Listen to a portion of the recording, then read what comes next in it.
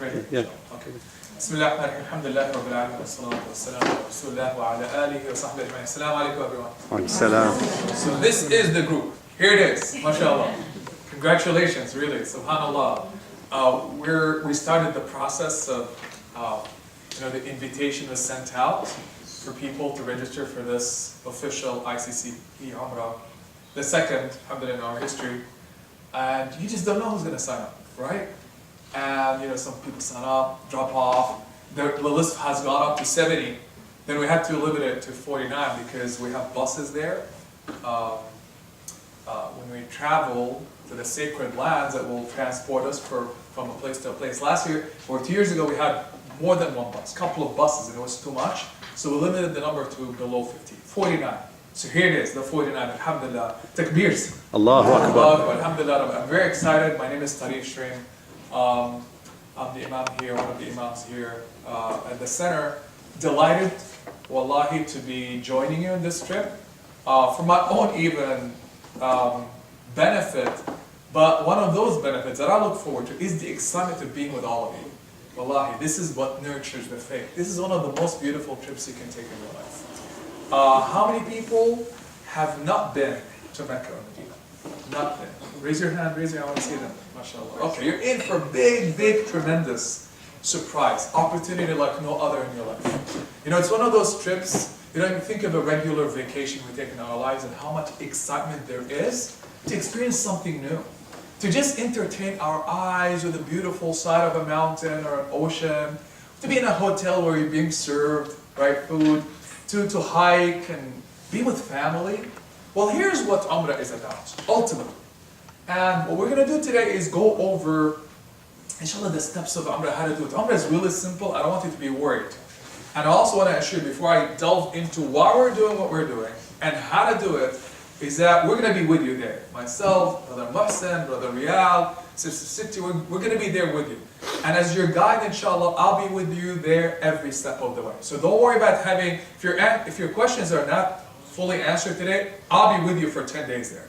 On the plane, eating food, drinking water, walking with you to the haram, doing the Umrah, no worries. We're going to go over not just the rituals of Umrah, inshallah, but why are we doing what we're doing there, and to share the experiences together. So I want you to think of sights, things that you love to see in your life. Can you name a couple? Honestly, don't tell me about this. Places, locations? Names? Anybody? Ghar Hira. What is? Ghar Hira. Ghar Hira. Okay. You name for me a place there. Inshallah, you're in for a big surprise when you see it, inshallah. Beautiful, just awesome looking location. But we're going to talk about the risks of going up there and what it takes to go up there. But other locations other than Mecca and Medina in the world. You're insisting on sacred places. Anybody wants to go on vacation anywhere? No, Hawaii. What is? Hawaii. Why? I think of Hawaii, I think of the just incredible looking scenery, the mountains and the oceans, right? What about if I tell you, brothers and sisters, seeing, perhaps for the first time in your life, the very place, the object that you have been praying to your entire life, the Qibla, al-Kaaba. How would it feel like, if it feels that good to stand up here and pray with your brothers and sisters? Think of the experience in Ramadan, when you were praying together. Lined up, we're looking towards the wall, right? We're looking towards the east. What are we looking at? Where are we positioning our bodies, our spirits, our hearts towards what? Kaaba. To unify all the people who say La ilaha illallah, Muhammad Rasulullah. Kaaba, this original house of Allah on earth, the first to be built to represent La ilaha illallah, to remind us we're existing on this earth for the worship of Allah. Kaaba, who built it? Prophet Ibraheem alayhi salam, and who assisted him? His young son.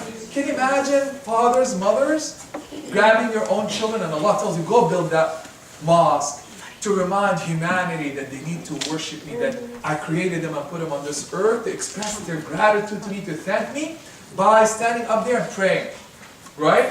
So when you see it, you're reminded of Allah Azza. Can you imagine that incredible task being given as a father and a mother, and then you grab your own child and you start constructing this Kaaba? That's what Ibraheem and Ismail did. What was Mecca at the time? Empty desert. Empty desert, brothers and sisters.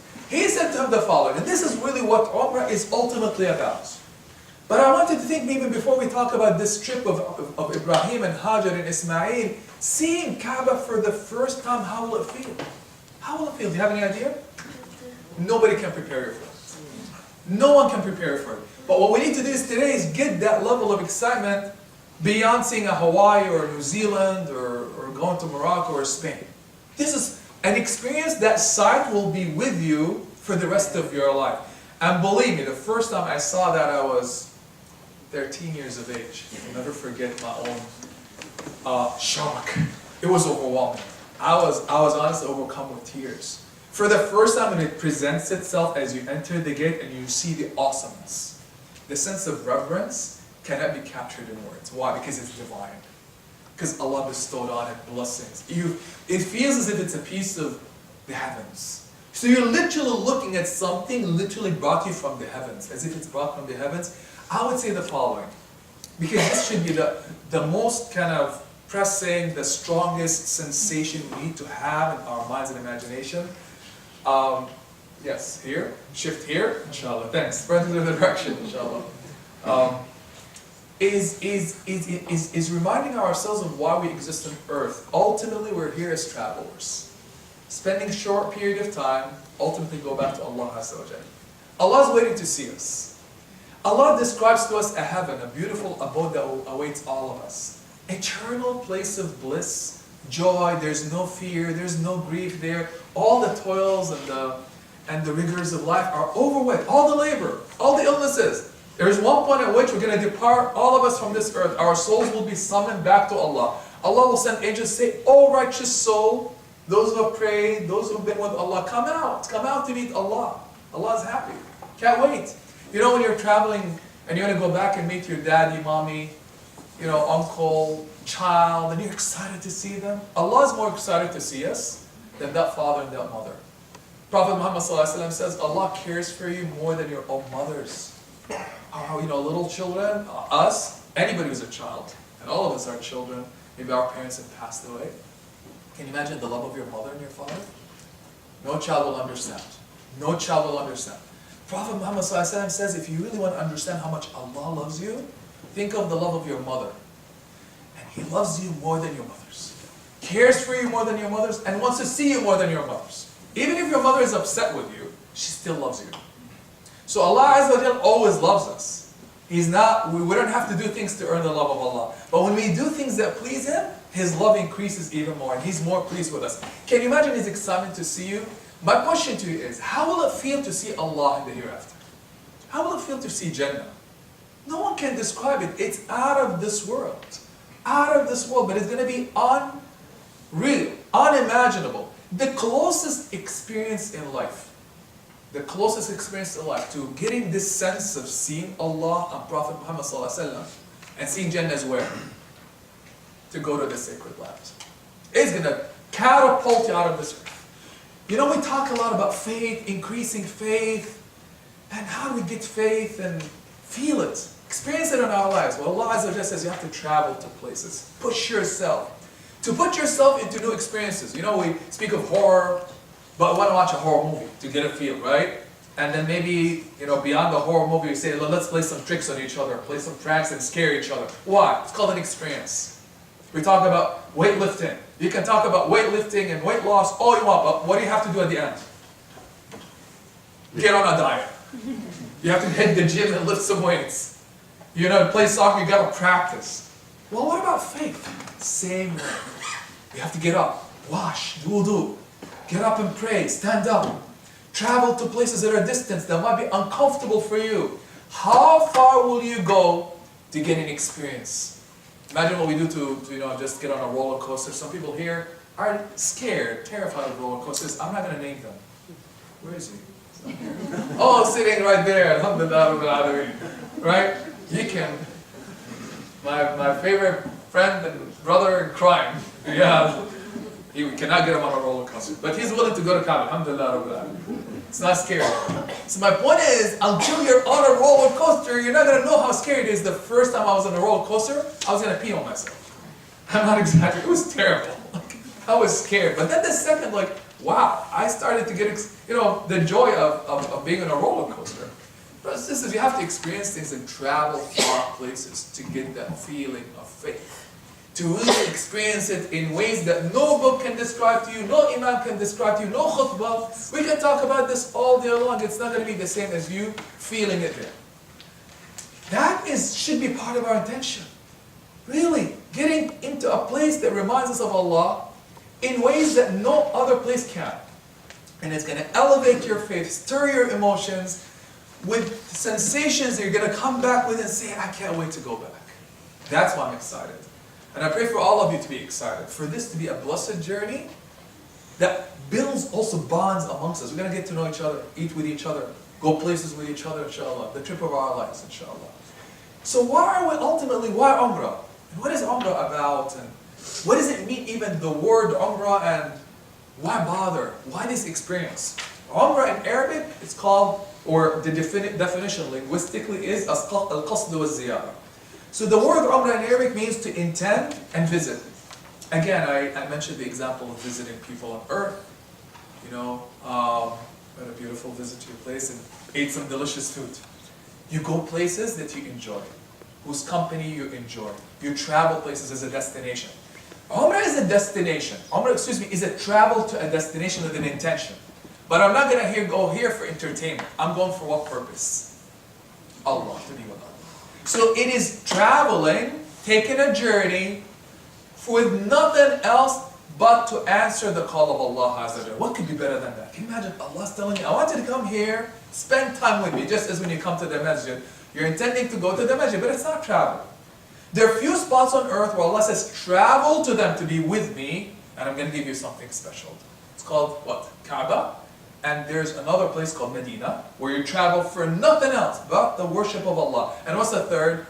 Masjid al-Aqsa. 3 spots on earth who are defined as destinations for travelers for the sake of who?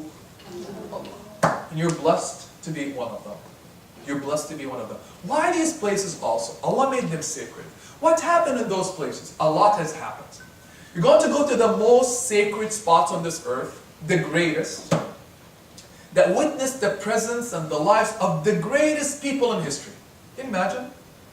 To live, experience, smell the same air, touch the same ground that they've walked on. The greatest people in history, including a lot of the prophets of Allah Azza wa Jalla.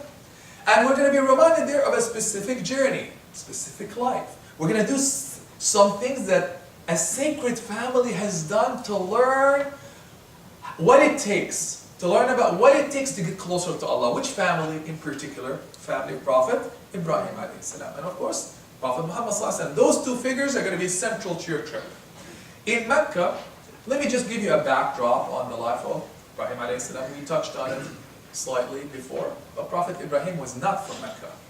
Just from Palestine, the area of Palestine, right? Babylon. Well, lived there. Babylon initially, then went to Palestine. You're right. Babylon initially, and then went to Palestine. Then from there, Allah has commanded him. Imagine, Allah is literally asking you to come. Thousands of years ago, He said, I want you to take your wife Hejab. I want you to take your child Ismail. Go to this place, right, in the desert. And he walked the desert. There's no one. Why did he do that? Because Allah has told you. How often do we say this? Oh, no, why do I have to do that? Why do I have to do that? Can you explain it to me, please? Did He say that? No, Allah said that. Oh, of course. I'm honored to answer Allah Azza wa Jal. Because Allah knows what's best for me. And you can never lose with Allah. When Allah asks us to do things, we don't have to understand Him all the time. We don't have to. We just walk. And you're going to be blessed. You're going to be happy. He traveled. He took his wife, his child, landed in this barren desert. Empty desert. Has nothing. Allah says, stop here. And what did He tell him next? He says, I want you to leave your wife. I want you to leave your child, an infant child, and go back to Palestine. What should he say? What? It's desert, there's no food, there's no drink, there's no people. My wife and child will die. Did he say that? No. Did not say this. Why? Because Allah said so. And Allah really, is He going to have them die? Who's going to take care of them? Allah said that. He left them, but He was still sad. He's still crying because He's worried about them. But He left trusting that Allah will take care of them. Cool? So, Hejab, did she now also protest? Ibrahim, what kind of a religion is that? What kind of a God is that? Why leave me here? Do you like, back home more than, me and people there more than me that you're sacrificing us? And she said, no. She actually said to him, did Allah ask her to do that? She wanted to check. He nodded like this. And she said, go. Allah will take care of me, my child. Trust in Allah Azza wa Jalla. So she stayed behind, brothers and sisters, in the heat of Arabia. And you have no idea how hot it can get, especially in the summer. She ran out of food, out of drink, and her infant is crying, Ismail. What did she start to do? Who knows? Running, looking for water. And the mirage in the heat of the desert made it look as if there is water. And there were two hills called Safa and Marwa. You're going to see them and walk that walk. Right? She starts to run back and forth thinking there's water in, where these hills were located. Was there water? There's no water. Her child is sitting in the middle between these two hills. And she kept an eye on him as she was running, looking for water, desperate, lonely, no one there to help her. He's about to die, she's about to die. And as she was walking, traveling back and forth 7 times, trusting who? Allah. Asking who? Allah. Allah will never leave you. Allah will never abandon you in this life, but you have to walk and trust. Allah didn't just bring out the water. Allah wanted her to try her absolute best in life. Not to wait and say, when is the rain going to come down?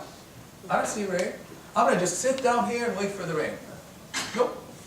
She's not waiting for some tribe to arrive, people traveling to help her out. She said, I'm going to help myself. And all I can do right now is run. And sometimes that's all we can do in life. Just show up. Show up to the masjid. Show up and roll our sleeves and make wudu and pray. Life is difficult. All I can do is raise your hand. Raise your hand. Try it. Push yourself. Allah will surprise you. But Allah says, how far will you go from me? How far will you trust me? Right? She trusted. She started to run. And while she's doing this, Allah sends down an angel called Jibreel alayhi salam. And the spots you're going to go to, Jibreel was present there a lot. You're going to witness locations where Jibreel was present. SubhanAllah. He comes down. She's not seeing him. He had 600 wings. One wing, he struck the ground underneath the feet of Ismail, the infant child that was crying. And what came out? Zamzam water. Starts to come out. She starts to run. She's seeing the water from a distance. And she was shocked. She comes down to her infant and she sees the water gushing out from underneath his feet. She gets on the ground and she's worried about what? What do you think? She's worried about the water running out. What does she start to do? Collect the water, sing zam, zam, zam, zam. That was the word. Come together, come together. She's shouting, go, no. She's happy but terrified she'll lose the water. She has no idea how much water was there. To this day, we're drinking it. Now imagine, don't drink a lot because we're going to run out. Please, take it easy on the water. Good idea?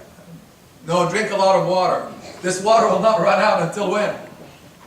It will surpass the life of this earth. Because who brought it out?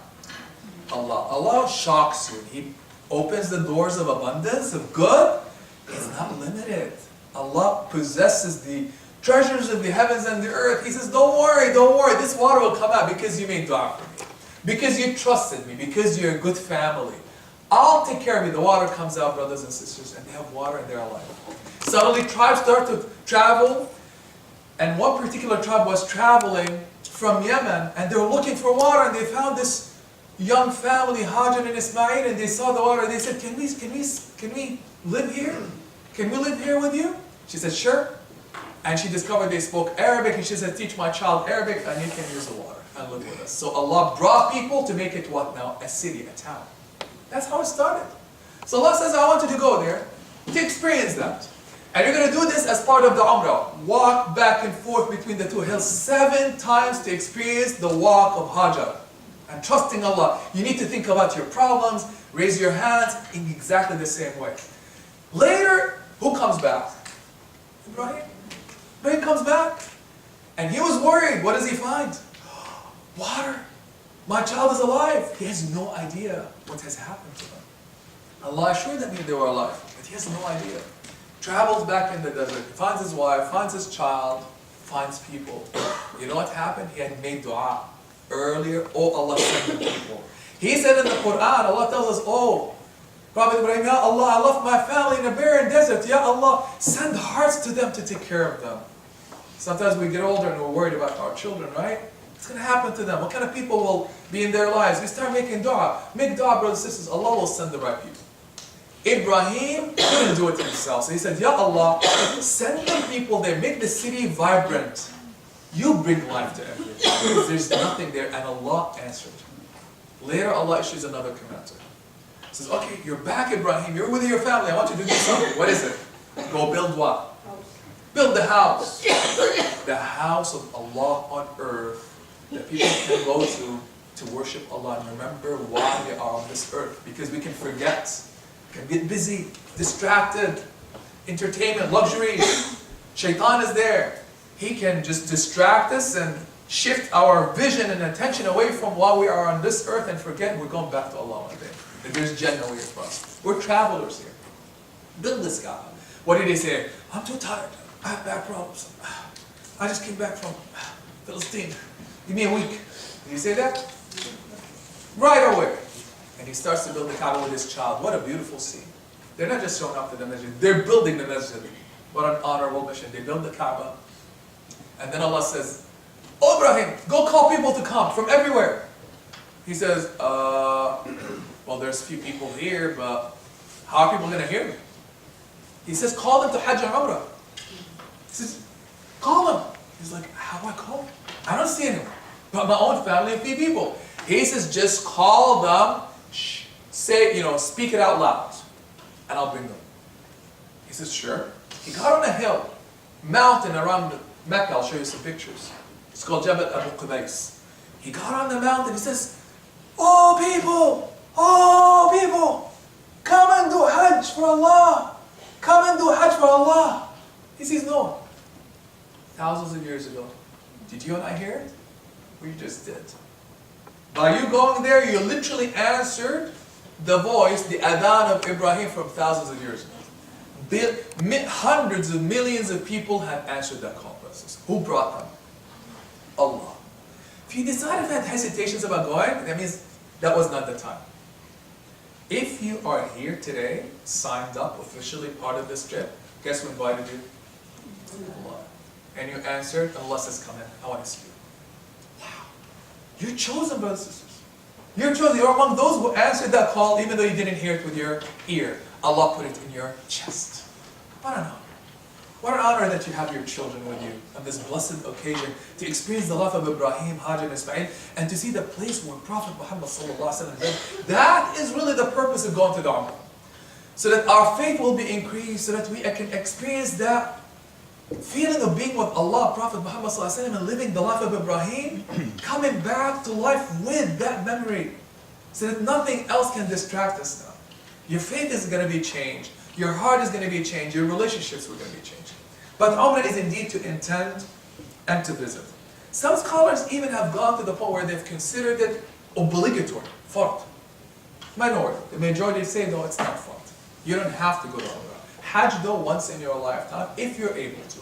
If you're able to physically and financially, you have the means, you have to do Hajj one time in your life. Umrah, you'll do it as part of the Hajj, but additional ones are also encouraged, but you don't have to do them. But it's a blessed journey. What did the Prophet say about the Umrahs? Why? What else can we? Where are we going to get there? What kind of rewards? Well, the Prophet says the performers of Hajj and Umrah are called the delegations, wafdullah, delegations of Allah. What's a delegation? You know, when kings and queens invite people to their palaces, they treat them well, they take care of them. It's called delegation. There's diplomatic delegations, political delegations. You are the delegation of who? Allah. Your host is who? Allah. You know, when you go to a generous host, what do? Feed you like as if it's the last day of your life. Right? Stuff you. Food, course 1, course 2, desserts, tea, coffee, keep stuffing you. Generous ones. They'll take care of you, they're all around you. Could they be more generous than Allah? Allah is the king of generosity. If He is your host and you are His guest, will He take care of you? Absolutely. He's very happy you're visiting Him. So you're called the delegation of Allah. Prophet Muhammad says, on Umrah, you've done Umrah, and then you do another Umrah, all the sins in between are forgiven completely. So looking forward now to the what? All the mistakes we've done, Allah's forgiving, brothers and sisters. Allah's not waiting to say, you made a mistake, I'm going to smack you. That's not Allah. Allah is very merciful. But Allah wants us to become better. And hate to do things that are not good for us. Toxic things, awful things, things that make us feel bad or hurt others. So Allah says, don't worry, I'll forgive you. Just come to Umrah, it's one of the ways. Even when you pray, by the way, when you pray, between the two prayers, all the sins are forgiven. So we're about to pray inshallah Dhuhr, whatever has happened between Fajr and Dhuhr, forgiven. That's the generosity of Allah. That's the love of Allah. He's just waiting for us to show up. He says another way, go to Umrah and wipe out your sins. What else does he say? Check this out. This is really good. Prophet Muhammad said, Hajj and Umrah expiate the sins, wash away the sins, but also they do something else. They increase what? Your what? Wealth. You say, what? I thought I just spent $10,000, right?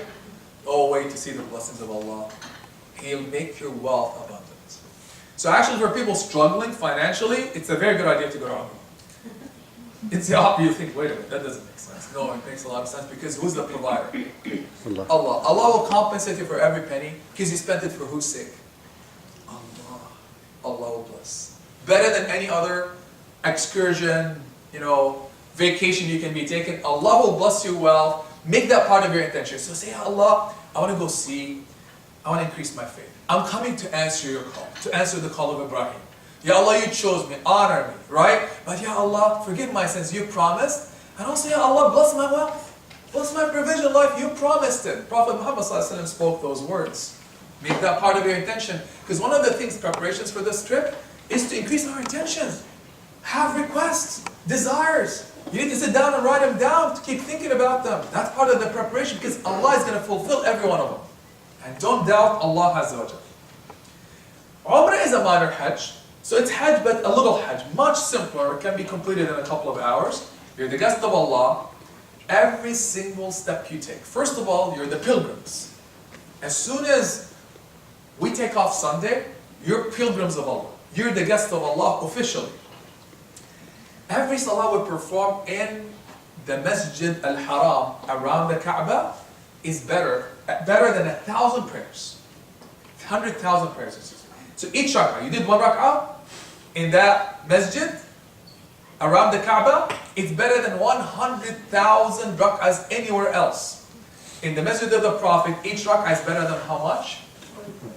1,000. And by the way, this presentation, I'll be more than happy to share it with you, inshallah. Let me know if you need it, inshallah. It's a long presentation. I'm going to highlight a few things in it, not go over everything, but it's available for you, inshallah. And before I forget, don't be distracted by these handouts. I'm going to go over them, inshallah. But one final thing. Do not lose this. Please do not lose this. I'm going to explain what it is. We don't have copies. This is going to be used there when we do Umrah. See this? If you grabbed it, we had some 2 years ago, they come to us like, I forgot it in the Tizbit. I forgot it in Potomac. I forgot it now. Like, we don't have this, right? Please don't forget this. Or grab onto it. Inshallah, we'll go over what this is. So these are simple presentations. Don't worry about the handouts. As I said, we're going to be there with you, inshallah, answer your questions, guiding you every step of the way. But also, if you need this presentation, I'll be more than happy to share it. I just need your email address. We've gone over why we're doing what we're doing. Part of this trip, I want to highlight, there are two additional meanings that are very important. We spoke about the life of Ibraheem, spoke about the life of, minimally touched on Prophet Muhammad being there. What else does it remind you of? Here's what happens in this journey. Just as in Hajj and Umrah, do you notice? Is it a journey of comfort, luxury, just being stuffed with food and going to fun places just for scenery? It's not. There's a lot of some discomfort in this trip. For males, at least, we're going to go over, you're going to have to take off your clothes and put on some towels, right? Take off your underwear, right? Travel from place to place. In Hajj, it's a lot of work. 6 days it's hard. It's not easy. Why is Allah making it hard then? Why do we have to experience some discomfort? Why do we have to be with crowds of millions? Is it fun sometimes? Shoving and pushing and heat? No, it is not. What is Allah saying? How far will you go for me? Brothers and sisters, the life of this world is a life of distraction. What distracts us? Wealth, luxuries, fun, big homes, cars. I love cars personally, right? Travel. But what does that can? If you do this too much, what happens? You start to what? Forget. We talk about poor people. Oh, poor people. They don't have a check. Oh, poor thing. I'm seeing on television. Oh, poor struggling child. Oh, this girl that died on the border in Mexico and US. Oh, poor thing. Make dua. And then tomorrow, what happens? Is she on your mind? Do we really know what her struggles? Do you know what hunger is? Honestly, how many of us know? You don't have to raise your hand. Really know what hunger is about. Really don't know what it means to live as a refugee in a tent. Right now, brothers and sisters, there are brothers and sisters in Myanmar, Syria, Yemen, famine.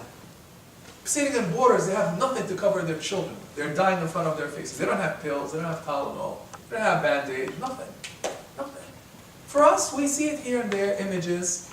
We write a check, charity, but then we go back to our lives. We don't know what struggle is, maybe. So Allah says, I want you to struggle a little bit. Maybe to experience what poor people have experienced. Maybe you show off with your clothes and luxuries and cars. I want you to put all that aside and minimize everything. Minimize your clothes. Don't even put perfume on when you're doing Umrah. We're going to go over the requirements. Don't worry about your hair. Right? No underwear for the men. No shoes, not even shoes for the men. You wear slippers. Right? No this, no that, no hat. Right? None of that. Why? No distractions, nothing to impress others with your clothes. Everybody has to look the same. Why? Feel what it means to struggle. Feel equality with others. There's no kings and queens, presidents, mayors who are going to dress differently. They dress like the poorest person on earth. You cannot distinguish them. So that's an experience. Experiencing struggle. Experiencing how far you'll go. Experiencing putting aside the luxuries and the entertainment and the comfort. But then Allah gives you something. He's going to give you a feeling in your heart like no other. That's why when people go to Umrah and Hajj, they really literally feel as if they've traveled out of this world. And they come back with a sweetness. Despite all the labor, putting aside the comforts, they're like, there's nothing like it. I can't wait to go back. I can't wait to go back. Because it's out of this world experience. But part of it I wanted to highlight is for you brothers and sisters, to learn how to sacrifice. To learn how to submit and surrender to Allah Azza wa Jalla. You're going to notice that every single action there and step you take is linked to the remembrance of Allah. It's all about learning how to remember Allah. Here, we might remember Allah when we pray, a little bit after the salah. There, every step, Allah, Allah, Allah. And when you do that a lot, it starts to affect your heart. We're going to learn there also about, I'm going to tell you about this, cosmic and atomic laws. You're like, what? This is physics or chemistry? Yes, we're going to learn about some physics and chemistry. Excited? Yes. There are people who can never learn this. We're going to learn about this experientially. I'll talk to you later about it, inshallah. Hold on to that, okay? Physics and chemistry are going to be learned, some physics and chemistry. So, look at this last one. Feeling faith and experiencing it. Experiencing being newly born. Do you remember the day? How many of you here remember when they were born? Oh, I mean, maybe he does. Maybe he does. Don't. If somebody says I do, then they do. Otherwise, anybody else? You remember? MashaAllah was so excited. Came back with tears. I remember how it felt. MashaAllah was amazing. No, I didn't. We forgot. We don't know what it means to be newly born. There's nothing. I'll never forget when we did Hajj. It was exhausting. When we did the last tawaf, wallahi, I saw tears of people. I remember the joy out of this world. I literally felt newly born. Nothing else gave me that in this life. So you're over there going to feel like, get that memory again of being newly born. And Allah says, I'll give it to you. Come to me and you'll see. No other place on earth will give you that experience. What are now the requirements? We've gone over why we're doing this. Cool? Any questions? Try to save your questions until the end. What we intend to do, inshallah, I'll go for another hour or so. Because we have to cover Mecca and Medina. Then we'll open the floor, inshallah, for questions. I might go for an hour, hour 15. We'll see how far we'll go, inshallah. We'll go over some logistics as well, but prepare your questions. You don't have, as I said, we have a lot of time later to answer questions as well. Don't worry if your questions did not get answered. So we've gone over why. Very important to understand why we do what we do, right? Very important, otherwise it's just an empty trip. Wasted your 10 days of your life.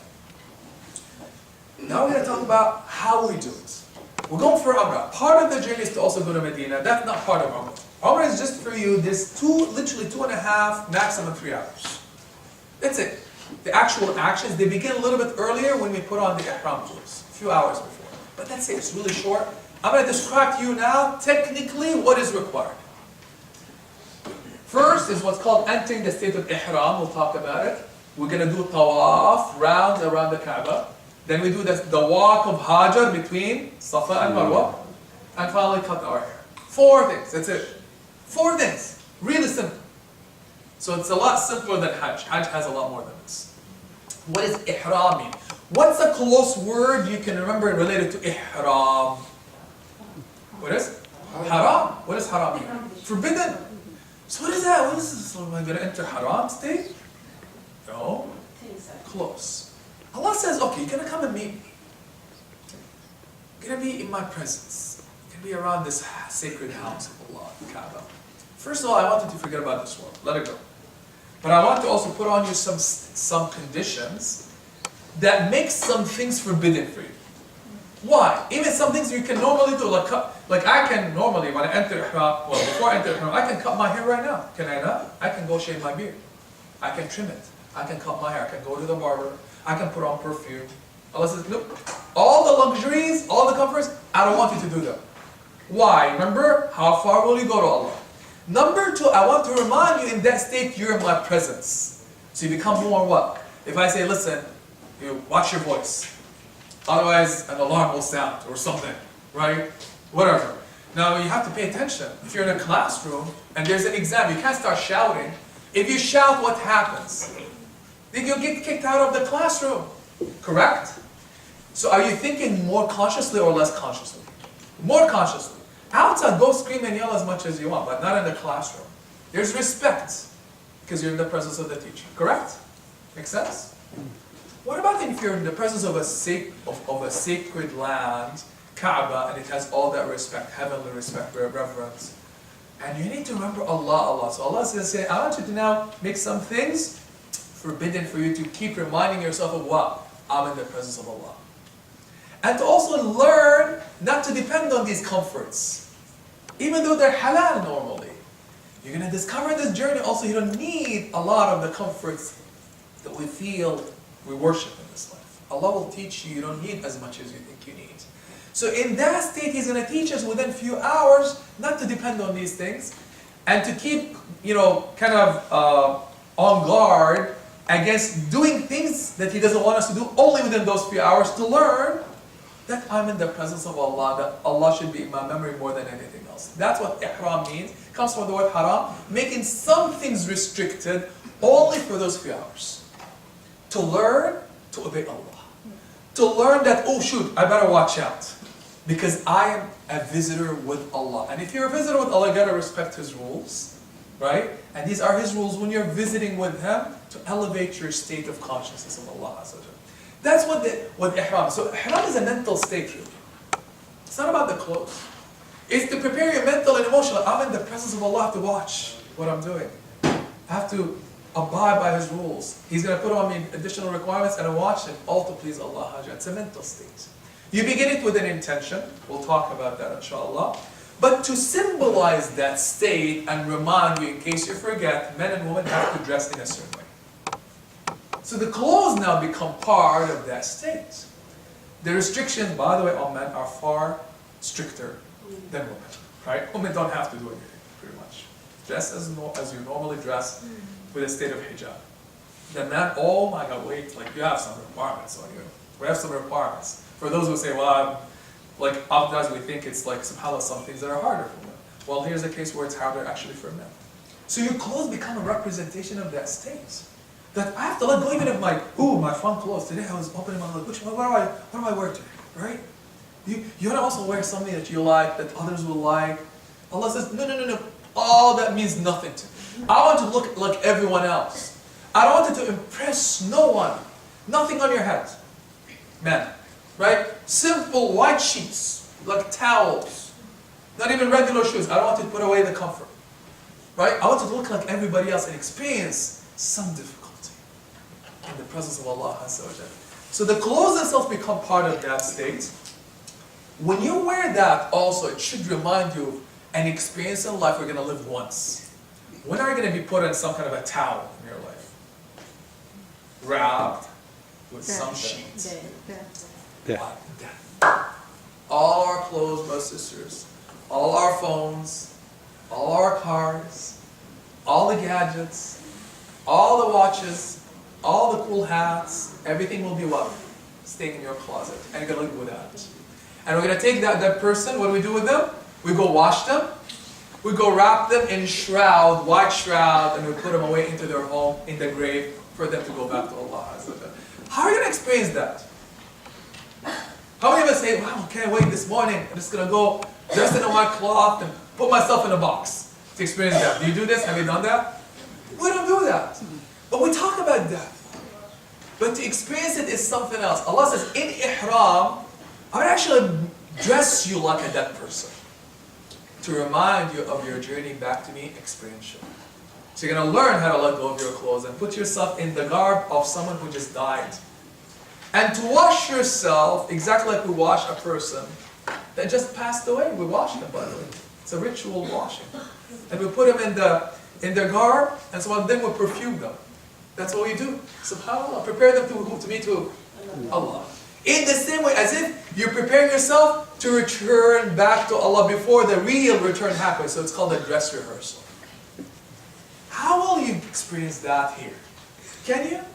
Can you go into that room and experience it? No, we can't. You gotta go there to experience it. That's why you come back as a different thing. Oh, just experience letting go of this earth. Wow, putting on the garb of a dead person to be with Allah. Allah says, you're going back to me for sure. I'm going to put you through that experience to be excited about returning back to me. To look forward, but to have come back with an actual experience. So it's an experience of humility. All of us want to be humble. We love humble people. But we have to times walk off showing off.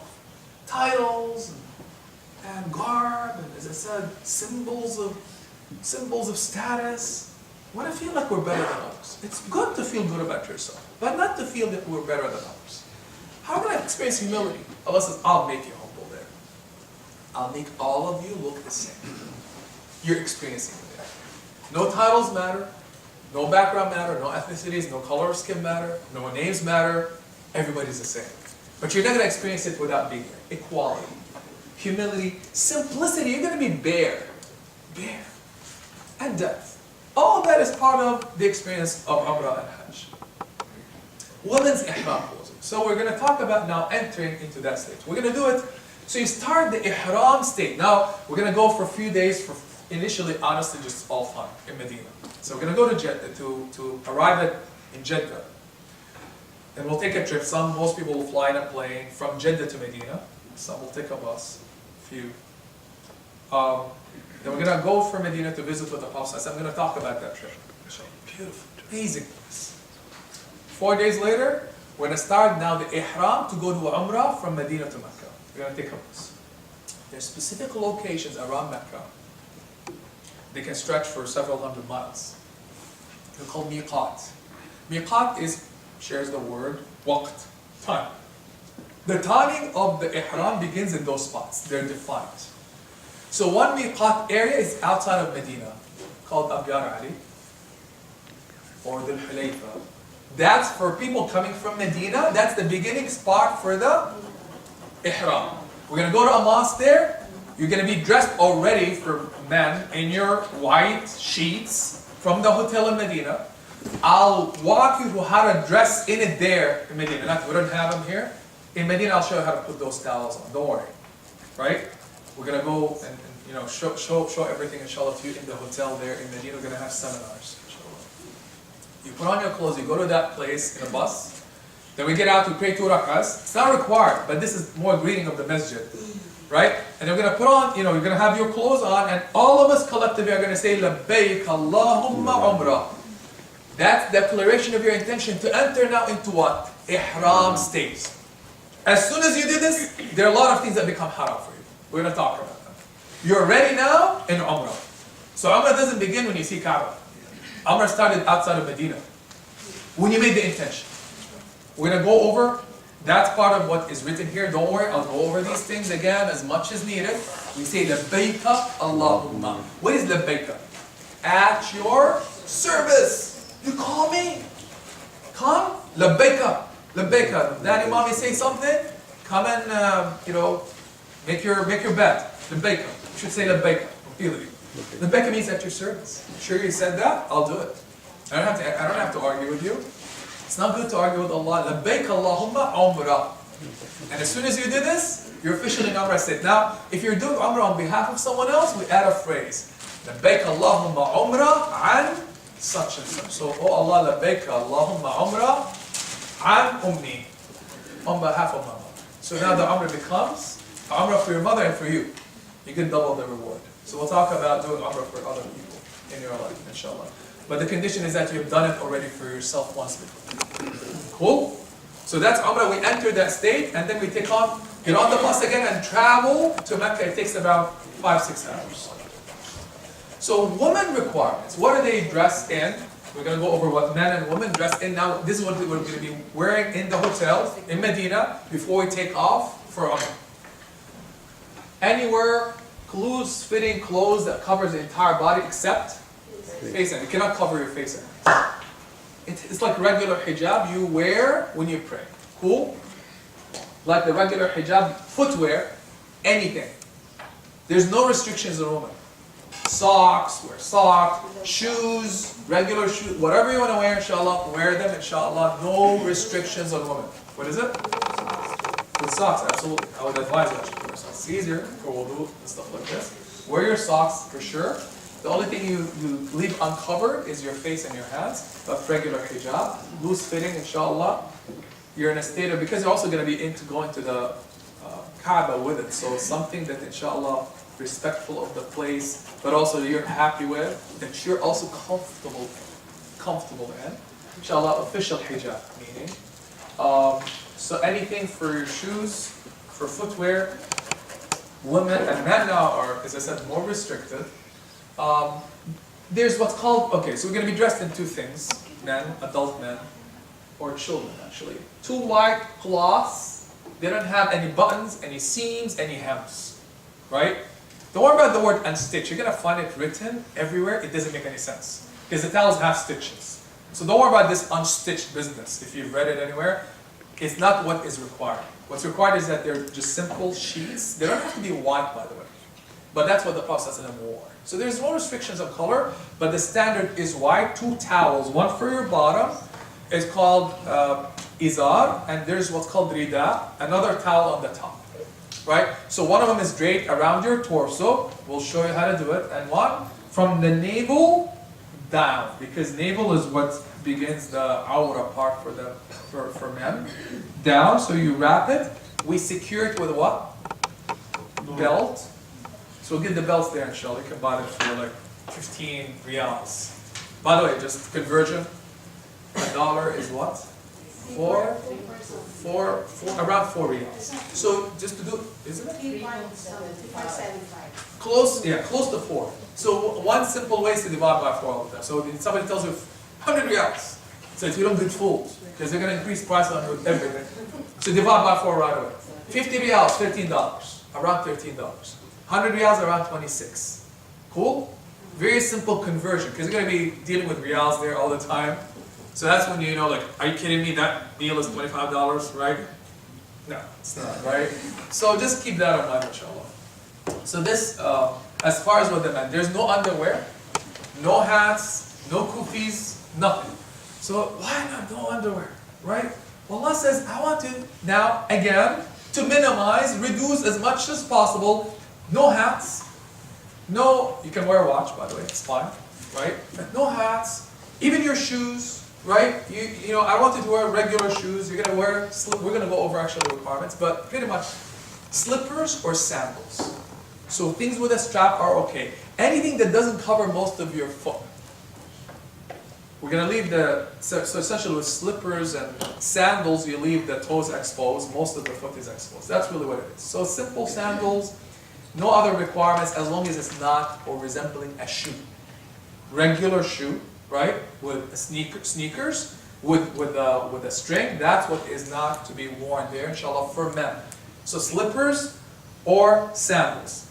We'll talk to you, inshallah, about how to put on the two pieces of cloth. I have here examples for shoes, pair of slippers, flip-flops, sandals with straps are okay, like sports sandals are okay. What others have? No socks. For men, no socks again.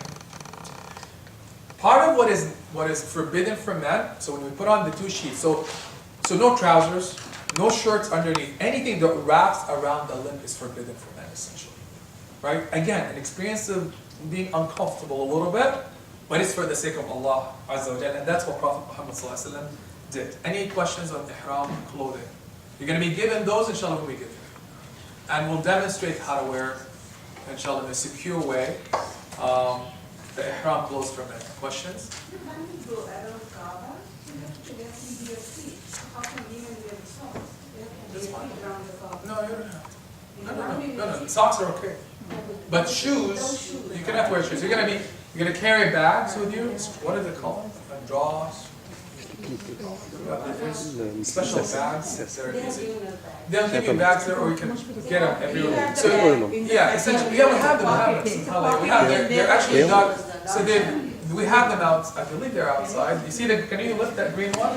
See that? This is the green one. Yeah. So keep it with you there. Put on your shoes. Don't put your shoes on shelves. You're gonna lose them. Yeah. Both Medina and Mecca, you lose them for sure. Keep that on you. Put your shoes on. Keep your socks on for sure, and you'll be fine, inshallah. Make sense? It's actually very cool, like marble. It feels good on the feet. This is the pocket for the shoes in the bag. Oh, great. Yeah. Very good. And you said the ihram clothes for the men will be given. Are there different sizes, like for young boys versus? I believe that's a good question. We didn't have a lot of children last time. I'm curious. I'm pretty sure there will be things for children that are appropriate for their age. And inshallah, is Muhsin here? They know. Are the students here? Not So can you? how many kids are. No, we're gonna just, inshallah, we'll ask the provider, inshallah, what are they providing for the children? It should be, absolutely, because the regular owls are too big. So I'm pretty sure they're given out to children, but inshallah, we'll make sure that we ask them that question, inshallah.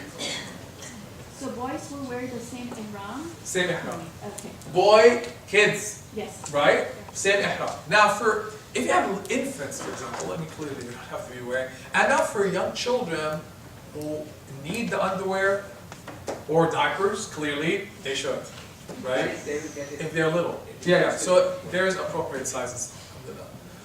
Make sense? Now let me just tell you.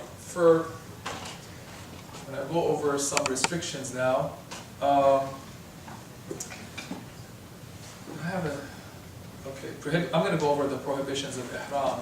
What was I going to say? Any other questions of ihram? Questions will come up, inshallah. But So women cannot wear jewelry when in ihram? no, you can wear. That's fine. But just this is not a time of extravagance. Just use practical things. Put aside everything else. That's what I would recommend. Like it's minimizing. This is not a time of show, right? So men can wear watch, if you have something, it's fine, but it's not the time for that. You see my point, there's what I would, what you want to kind of show up with in front of Allah Azza wa Jal, and kind of what's important at that point, but it's not about haram. Right? Go ahead. Step tracker like Fitbit? Sorry? Step tracker? Step track? Okay. Absolutely. Yeah. Just I'm going to go over the restrictions. It's just pretty much for men, no hats, no underwear, no gloves, nothing covering the hands, no shoes. Only for those few hours though. Women are much looser, like there's no similar requirements for them. Okay, so before we do the ihram, in our hotels in Medina, recommended, you don't have to do this, by the way, it's not required. Trim any unwanted hair, trim your beard if you want, clearly it's good, the Prophet advised you to do this, like cut your hair under armpits, take a bath. Why? We're about to go to the most sacred spot on earth, like get yourself ready to meet who? Allah. Now Allah is not physically there, Allah is above space and time, but when you're getting excited, to go somewhere in Eid, to go wash, We go to an interview, we wash, we comb our hair, we get ready, we perfume ourselves exactly the same way. It's all to show Allah, I'm excited to see you. I'm excited you invited me. So we wash, we take a bath, or at least a wudu in the hotel. Put on your ihram clothes.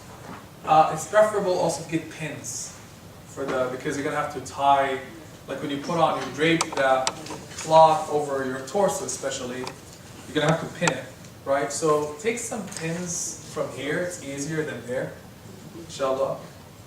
And now, entering the state of ihram, when we now travel on bus to the location called miqat, and from there we'll make the talbiyah.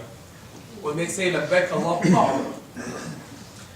Here it is. We're going to add another phrase. You're going to see it in that little handout here. This is for you like to carry with you there, to refer to it, right?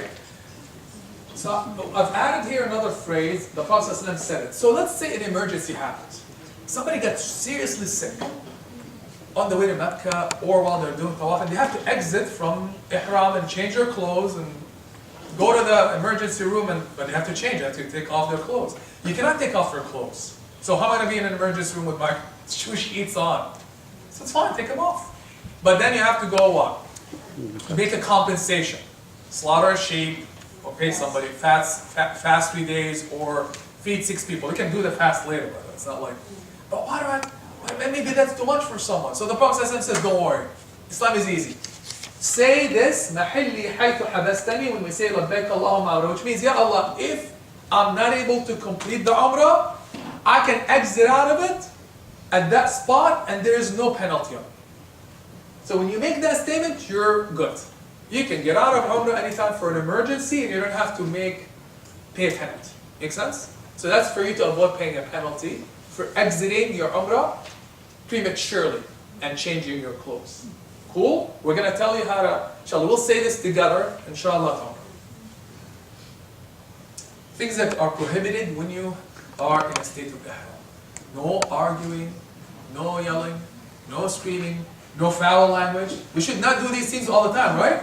So is it haram there and haram, is it halal here? Chavez!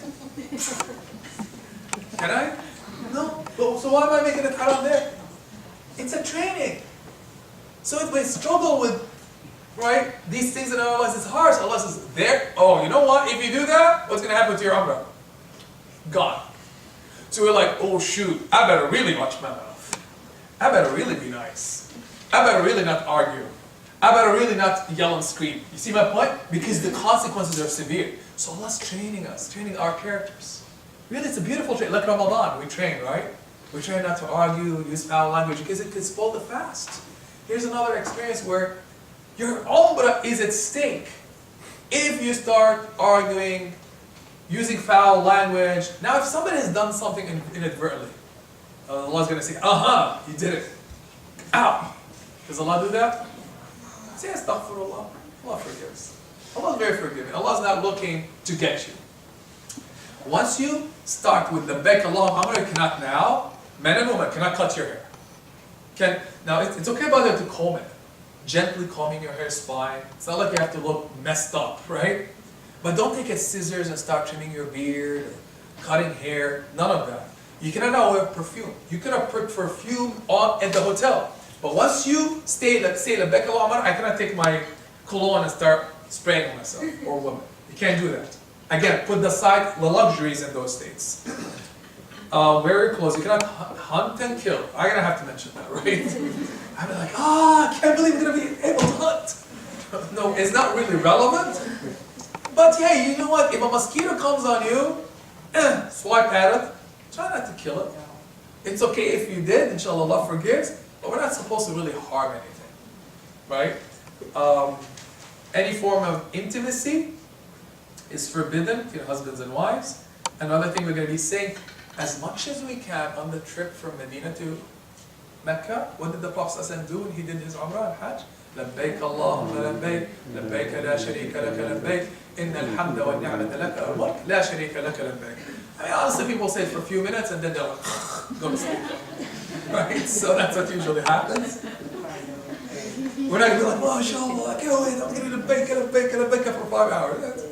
Trust try to say it as much as you want, it's really going to affect your heart. What does labbaik mean? At your service, O Allah, at your service, O Allah, all blessings, bounties, and belong to you, and all dominion belongs to you. There's no partners with you. That's what it means. It's also on the headband. Learn it. Look at the translation. You're declaring to Allah, here I am, Allah, here I am. I'm here. Everything belongs to you. All things belong to you. I'm thankful to you, Allah. All this world, all the dominion belongs to you. How happy is Allah when He says this? Extremely happy. You're glorifying Him. You're acknowledging His presence and His power. That everything belongs to Allah. But what does it mean to you? So when you say something a lot and reflect on it, it starts to affect your heart. That's why we say this. Our Prophet Muhammad ﷺ did this. We arrive in Mecca. So, here it is. This was there and does. Remember when I described to you Ibraheem, Ismail? They're here, but it's very sizzling heat in the desert in the summer. It's not going to be that when we go there.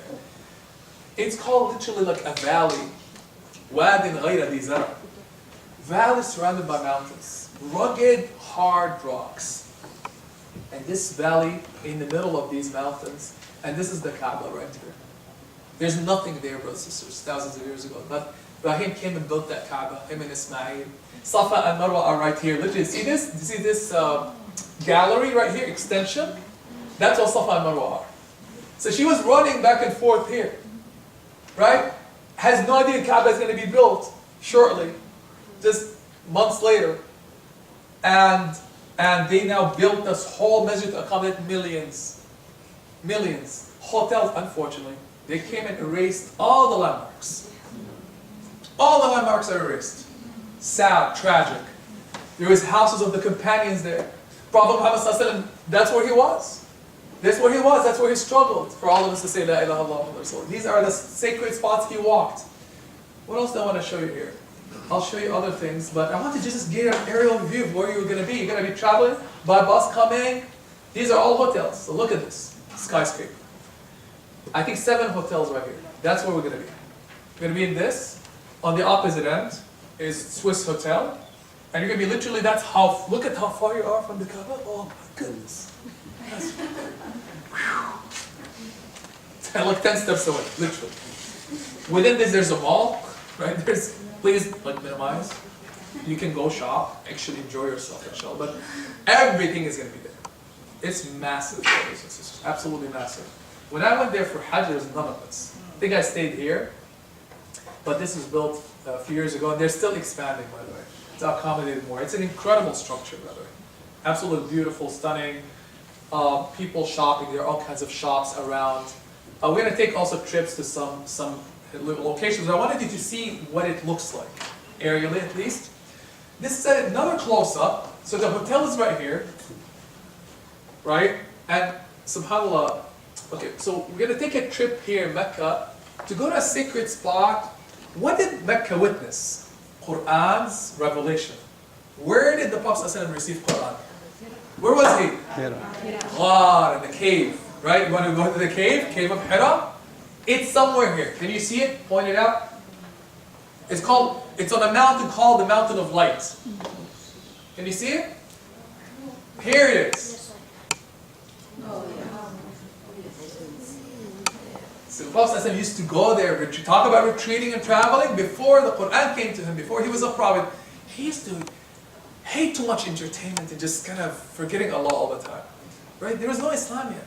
He loved to just retreat, go and think about who made the heavens and the earth. So he used to retreat there and spend days and sometimes weeks.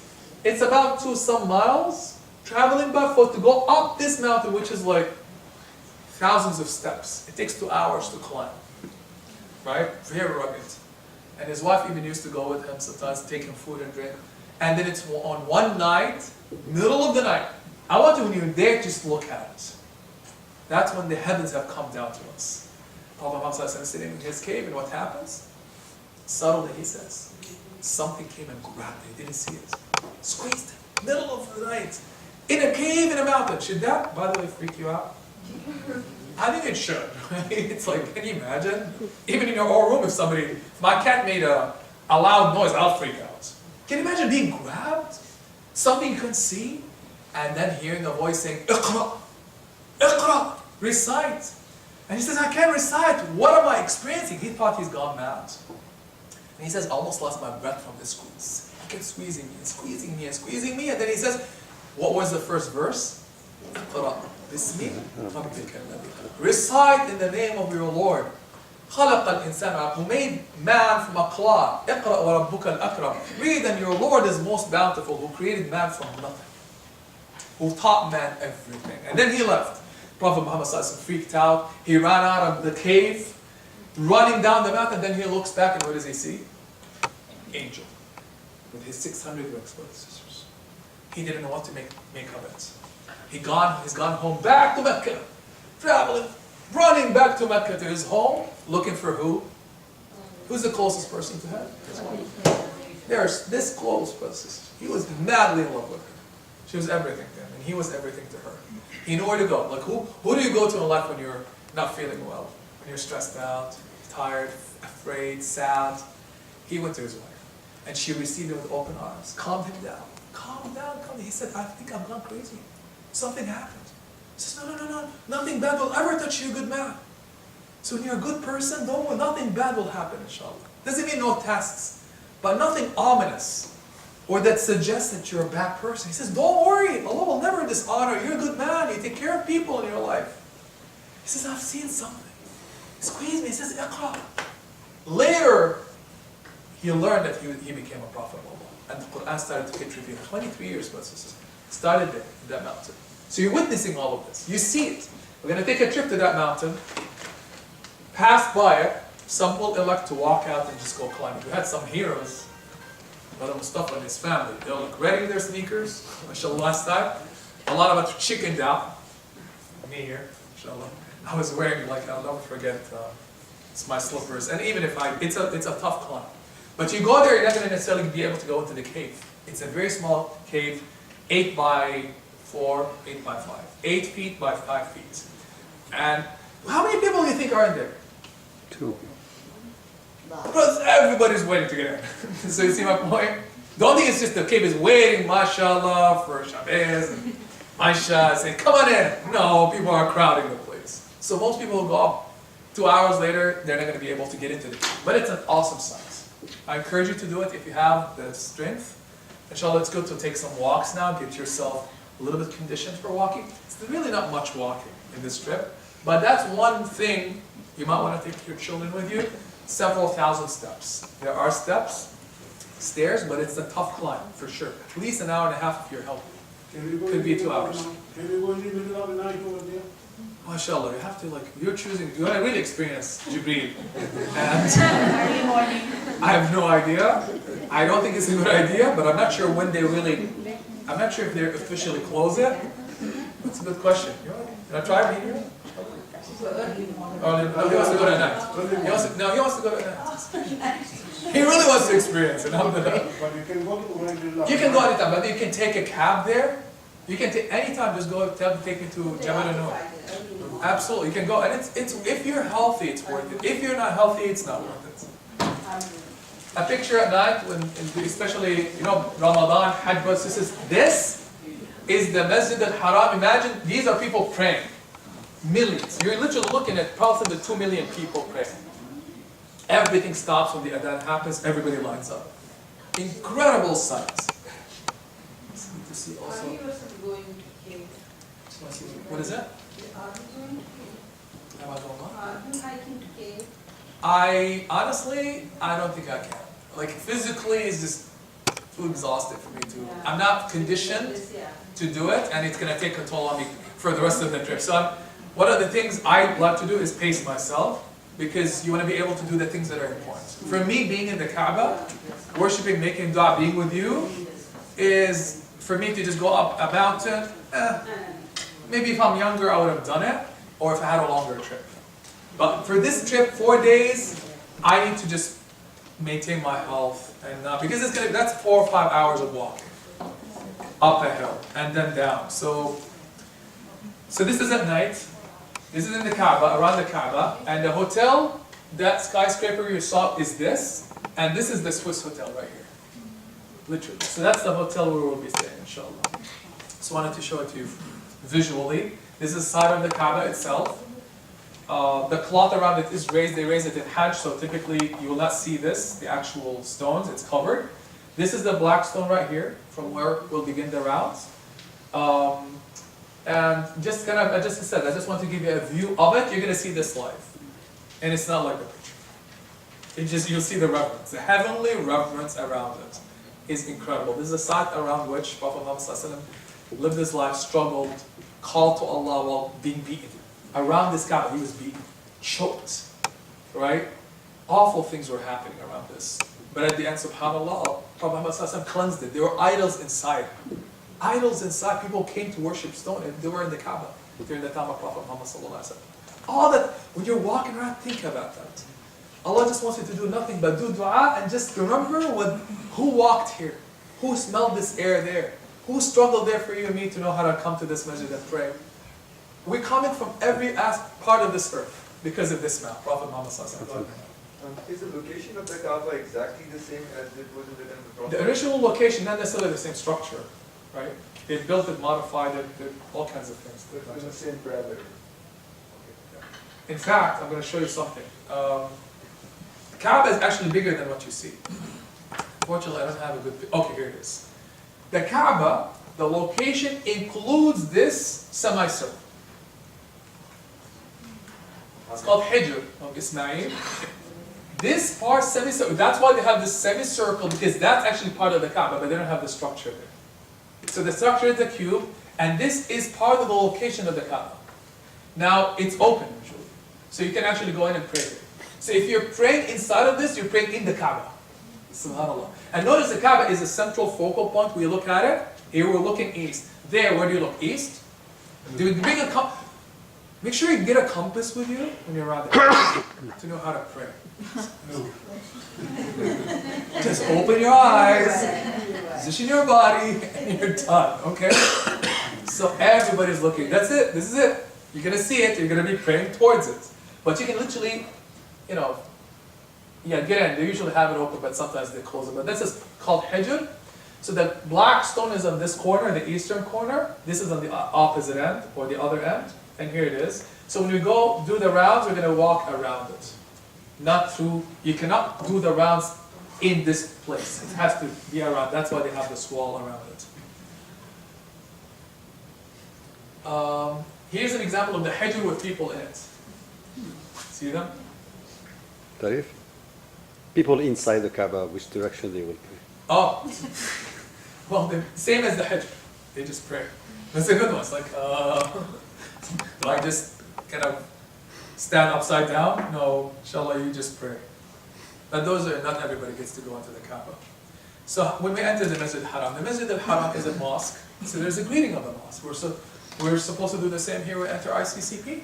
There's a way to greet Allah when you enter His home. It's called the home of Allah. Masjid is the house of Allah, and that's the grand mosque of Allah.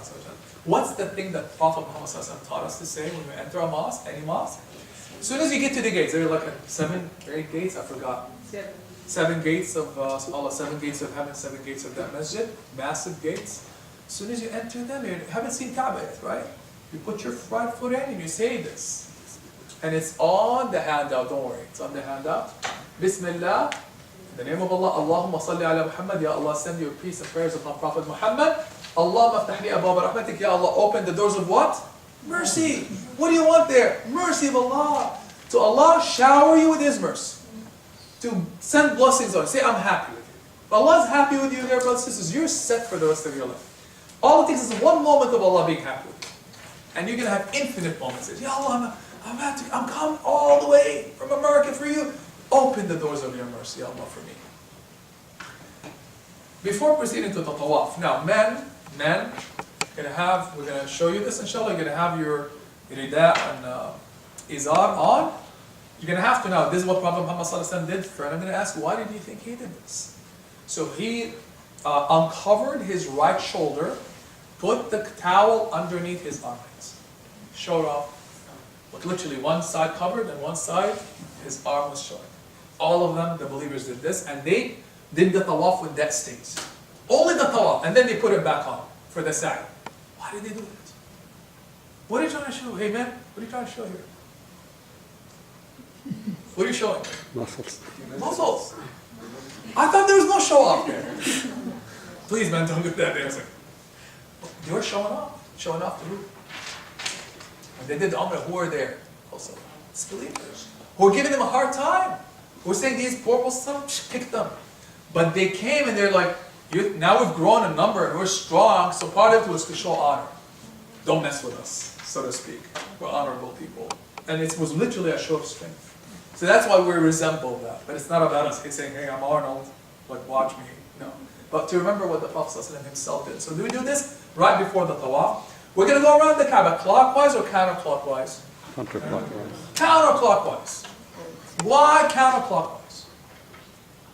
Why not with the flow of time? Beautiful symbolism. Remember the physics and chemistry I spoke to you about? Every single thing in creation revolves around the center. Give me an example.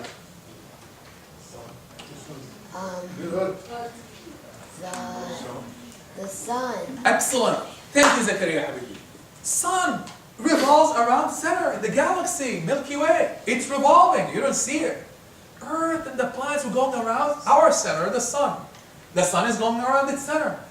All the big celestial bodies, planets and stars are going around their center. Everything has a center in their lives. What about little things, subatomic? And inside of the atom, there's electrons, protons, and neutrons. There's something called electrons, and they're going around what? Neutrons. It's called the nucleus, with protons in it. So everything in you, you're made of atoms, and in you, the molecules and the atoms in them, you have electrons going around their center. But what about you? What about me? Are we going around the center? We're not. So Allah says, I'm going to come bring you to the Kaaba and go around what? A center. The center reminds you of who? What's your center? Allah. Allah. Not a house, not a job, not life, not fame, not cars, because some lives revolve around these things, right? Some people have obsession about just living it up, having nothing in life but to worship, let's say, what they do, or what people say about them, or their reputations, or their fame. That's all they live for. We know this, right? They worship. Allah says, no. Your center in your life should be me. You need to now start going around it as the planets go around the sun, as the electrons go around the protons. So suddenly you sync up with everything in creation that hovers around its center, but your center is who? Allah. It's also a movement against time. Do you notice? Counterclockwise. Why counterclockwise? You know, time is flowing in this direction. It's easy to flow with it, so to speak. But to march against it is symbolic of what? I'm going to have to push a little bit. Push, push, push. So it's to remind you, it's all symbolism, brothers.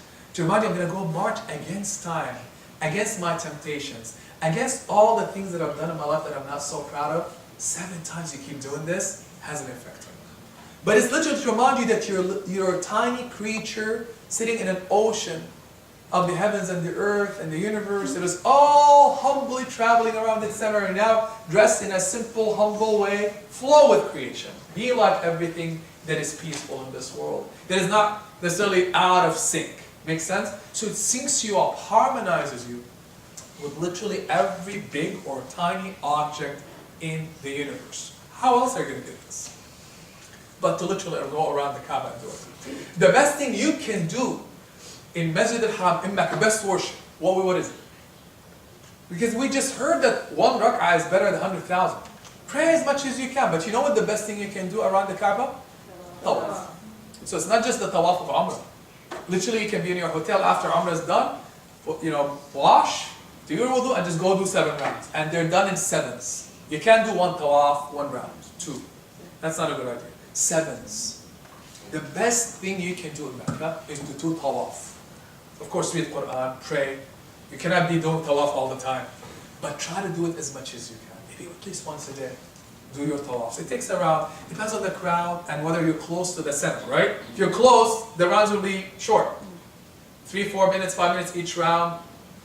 30 minutes, you're done. But if you're doing it around from the other floors, I think an hour and a half too. Because it's longer distance. Make sense? What's the significance of 7? Prophet Muhammad ﷺ did it this way. 7 is a number we see represented in the heavens, referred to a lot in our literature, in the Quran and the Sunnah of Prophet Muhammad ﷺ. There are secrets to it that are beyond this, but we know there are 7 heavens, 7 gates to paradise. I'm sure we'll discover more. Ultimately, Prophet Muhammad ﷺ, that's what he's prescribed, that's what he did. But Allah knows there's probably mysteries, physical mysteries, spiritual mysteries behind it that we cannot even comprehend. But it's definitely a number, mentioned a lot in the Quran, referred to certain realities that have this number of 7. One final thing I want you to remember when you're doing your tawafs. So it's all spiritual. We remember just syncing up with the rest of the creation. Remember that this is the journey of Prophet Muhammad ﷺ. He did these 7 rounds. The 2 things happen on tawaf. First of all, there is no specific du'as to make. Make whatever du'a. Can you talk in tawaf? You better not say a word to somebody else. No, yes, you can. Just make sure you can talk, you can breathe. It's like salah. Prophet Muhammad says tawaf is like salah, except that you can talk. Should we be talking business? Right? World, what are we going to do next month? No, you're in front of the Kaaba. Make a lot of what? Dua and dhikr. Whatever you want to say. No restrictions. So don't worry, like a lot of people carry the books, sure, if you don't know what you say, but it's best thing is to speak from your heart. Talk to Allah. Ya Allah, I'm not feeling well this life. I'm tired, I have struggles, Ya Allah, help me, I'm here. I'll give all the way for you. Subhanallah, Alhamdulillah, Allahu Akbar. Sing, but this is your opportunity. Shed your heart onto Allah. Allah appreciates a tear from you. There, pleading with Him better than all the books you can read. He doesn't want just rituals. Allah wants to feel your heart, your presence. You've come all the way, share your heart. Write your list from now. Make dua for others. For yourself, for your children, for others. Keep making it 7 rounds. Yeah. Arms with your wife, with your children. Make dua together. But there's no specific du'as to necessarily make. Okay? Because a lot of people sell you these books. Say round 1 this. Say round... Nope. There's no prescriptions. You can do that, of course. But no restrictions on it. Another thing that is happening, I want you to think about it. When you're making the tawaf, to remember the honor. See what Allah has done with you. There is another sort of Kaaba in the heavens. In the 7th heaven, under the throne of Allah, there is a house called Al-Baytul Ma'mur. Ma'mur in Arabic means frequented. So the often frequented house. Who is visiting that house? Are there human beings there? Not yet. Who? Angels. So just as we have a center here called Kaaba, we go around it.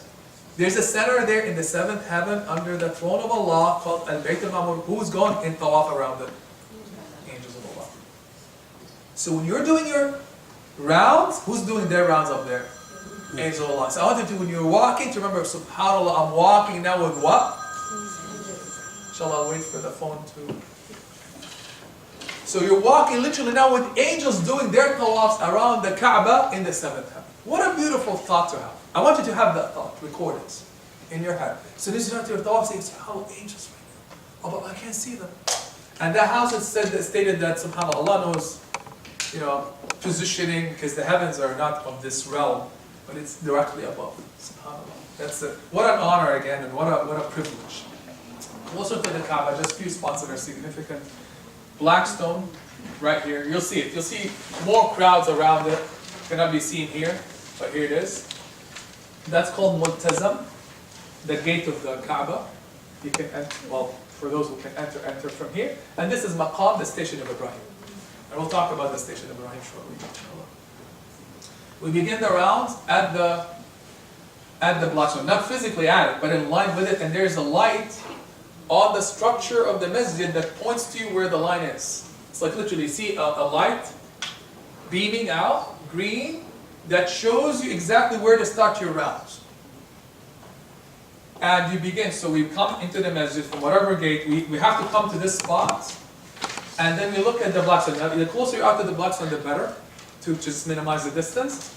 But you're going to look at the black stone, look at it, raise our hands, say Bismillah, Allahu Akbar. And you begin your rounds. Counterclockwise, round 1, 2, 7 times. Each time we pass the black stone, the only thing you have to say is Allahu Akbar. Raise your hand. Now you can go kiss it and begin your round. say the Bismillah, Allahu Akbar by kissing it, but it's hard to go join that crowd. So do it comfortably from a distance, Bismillah, Allahu Akbar, greet it, literally greeting it, and you begin your round 7 times, make du'as, and finish at the black stone, and then we'll move on to the next step. Make sense? Here's the line. You'll see the line literally beaming at you with the light to point or mark the black stone. Here's the Bismillah, Allahu Akbar, the greeting of the stone. At each round you say, at the first round you say Bismillah, Allahu Akbar. The subsequent rounds you say what? Just Allahu Akbar, raise your hands. What if you forgot? Hold on, Bruce. Yeah? No. You're good. You're fine, inshallah. No worries. You can do it around. You forgot. It's no big deal, inshallah. You don't say like, oh shoot, I forgot to say my Allahu Akbar in round 3. No big deal, inshallah. Count it, normal. As long as you do the actual rounds. The rounds are required. So you cannot do like 5 and say, well, Allah's forgiven. Assume the least. So I say, oh, 3 or 4. I'm pretty sure 3 or 4, right? Go off of 3. It's safer. Make sense? Go always on the minimum to ensure that you didn't mess that one up. But, you know, have some kind of assistance. Some people like, I don't know. Any recommendations here? Tasbih, maybe. 7 beads in one. Yeah. Have the 7 bead plus bead. Yeah. Yeah, that's a possibility, right? Counting on hand is like, oh shoot, which finger did I? That's not a good idea. The black stone. So this is the black stone. This is not the stone. This is a frame, silver frame, in which the black stone itself is etched, nailed, and the black thing is not the stone. We think it's actually the stone. Turned out, well, this is the stone. What's the significance of this? And this is the stone that the Prophet ﷺ put into the Kaaba as the last stone of the structure. The tribes were disputing, fighting over who's going to put the stone because it's honorable. So the Prophet ﷺ came and lifted it and helped them put it there. So he carried it. But since then, a lot of things happened to that stone. People were like, oh, the black stone. So it was stolen, literally stolen from the Kaaba and shattered to pieces. So what you're seeing is not the stone. So if you start kissing this part, you're not kissing the stone. The stone are 7 fragments laced onto, glued to the black thing here, plasticky thing, whatever it is here, so that it doesn't get lost. And it's smoothed over. Here it is, closer. So the black stone is only these pieces. That's what remained of the stone. So we don't actually have the real stone. We have just fragments of the stone that are glued onto the frame. So when you're looking at it, if you get, do you think you're going to get 5 minutes? Like, let me find this stone. Let me smack you on your head. And you're going to be thrown out in no time. You have like literally 2 seconds, right? But you'll see them. They're glittering. They're. You see, you cannot miss the actual 7 or 8 fragments that are there. I wanted to show you this site. This is more in Hajj. So what are people doing here? Some people consider their life mission to kiss the stone. Like do or die. I don't care, I'm going to go kiss the stone. And they think it's their lives depend on it. Did Prophet Muhammad ﷺ do this? Say this? No. He says if you can, kiss it. Should I go climb on people, push them out of the way? Should I do that? To kiss the stone and get the barakah? That's the worst thing we can do. What did we say about Umrah? Don't harm anyone. Stay away. If you hurt anyone, we just messed up our lives. For what? For a stone? It's civil, beautiful. Don't hurt, don't crowd. But some people there, by the Umrah, Hajj, not everything you expect is going to happen there. There's a lot of people who don't have manners. Absolutely. There's a lot of people who are just, they don't understand, they're ignorant. You have to be very well patient. People will shove you, push you, walk away. Say, may Allah forgive us. You have to exercise patience. This is a journey of exercising also patience and beauty. Pushing yourself when it's uncomfortable. And one of those uncomfortable locations is the black stone where everybody, mashallah, want to come and kiss the stone. You see this police officer literally pushing people away because they want to spend eternity kissing the stone. Close up. I don't know if you want to be here, right? I did it once in Umrah and in Hajj. I don't know how it happened. I can describe to you. shortly, like how I manage. It's opportunities. People literally are like coming into waves. I remember some people were like pushing. You see it from this, like pushing, shoving, and I'm like looking for an opening. It's not like you get this strong man who pushes everybody, and then he pushes everybody, what opens up? A little tiny nook, and you're like walking in it. I'm like, I stop myself to go and find that spot. I'm like, I'm not passing that up. Well, I went there several times, no chance. I'm like, I'm not gonna bother. But when I saw that pushing, it created a little vacuum, and I just swung into it right away. I'm like, black stone, and then I'm kissing somebody else. Because you think you're like, Allah Akbar, mashallah, they're like somebody kicks you out. It's like it lasted 20 seconds. Wallah, on my way out, I'm like, now it's like waves, you're gonna be carried, right? Suddenly, like, you don't know what's happening to you, but interestingly enough, wallah, I'll never forget this sight. A woman, poor thing, was literally almost like suffocating. I don't know why she was doing that to herself there. Poor thing, she's like 65, 7 years. Like, poor thing, like, stay away. All even men, like, stay, like, if it's crowded, stay away. That we're not supposed to hurt ourselves or hurt others. Wallahi, I remember some people just, no mercy. Literally, I had to like push people around to get her out of there. I'll never forget this sight. Never forget this. Help people who need help there. Help people who need help. There's tremendous reward for this. Don't expect everybody to be an angel there. It's okay. It's okay. If Allah made you a good person, respectful and kind, that's a blessing. But don't expect everybody to be the same way. And maybe we need to learn how to push ourselves to become better in this life. I don't know. This is not the best, most exotic of scenes, but it can get like this. Now this is one of the Hajj season, but it's like, yeah. So now, I'm not going to go over Ramal. No dua special dua is required in Tawaf. What are the recommended things? You're not going to be able to do this. For men, first 3 rounds of the Tawaf, walk more briskly, because the Prophet ﷺ, they not only showed off their muscle, but they walked in front of the kuffar with like strength, sped up the walk in the first 3 rounds. It's sunnah to do it. It's hard to do it because it's crowded, so don't worry about that point. In the location,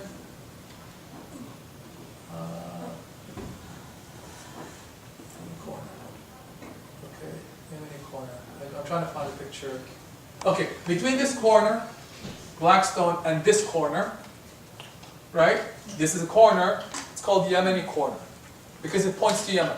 So this spot, this corner of the cube, and the black stone, one of the recommended du'as, only when you pass that corner and you're coming to the black stone, only in that side of the Kaaba,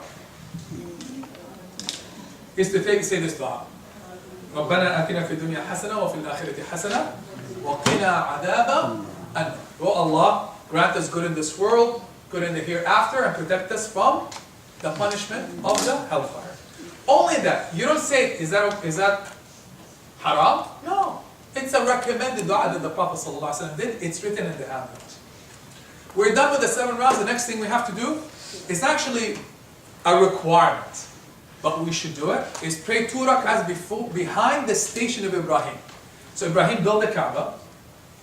Here's what's called the station of Ibrahim, an enclosure, glass enclosure, and inside of that enclosure is this. If you look through the enclosure, you'll see it. 2 footprints of Prophet Ibrahim. He used this stone, and some people say it's not the real thing. Allah knows. Doesn't know, right? Where he used to stand on it to build the Kaaba. Right? And the engraving happened. Some say that the rock became soft and it formed around his feet. Regardless, it's a spa, it's a sacred location, enclosed in this glass enclosure. We don't pray here.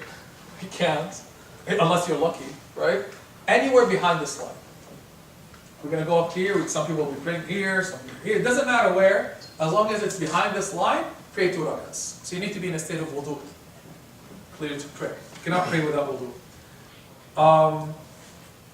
So pray 2 rak'ahs, and the recommendation is to, in the first rak'ah, you say surah after al-Fatiha. Which surah? قُلْ يَا أَيُّهَا الْكَافِرُونَ. And the second rak'ah, قُلْ هُوَ اللَّهُ أَحَدٌ. You say, I'm going to forget. And I say, you have it here. It's going to be in your pocket, in this little pouch. You're you're gonna have it, then remind yourself you have it right here. So you go to step number 5. No, Ibrahim.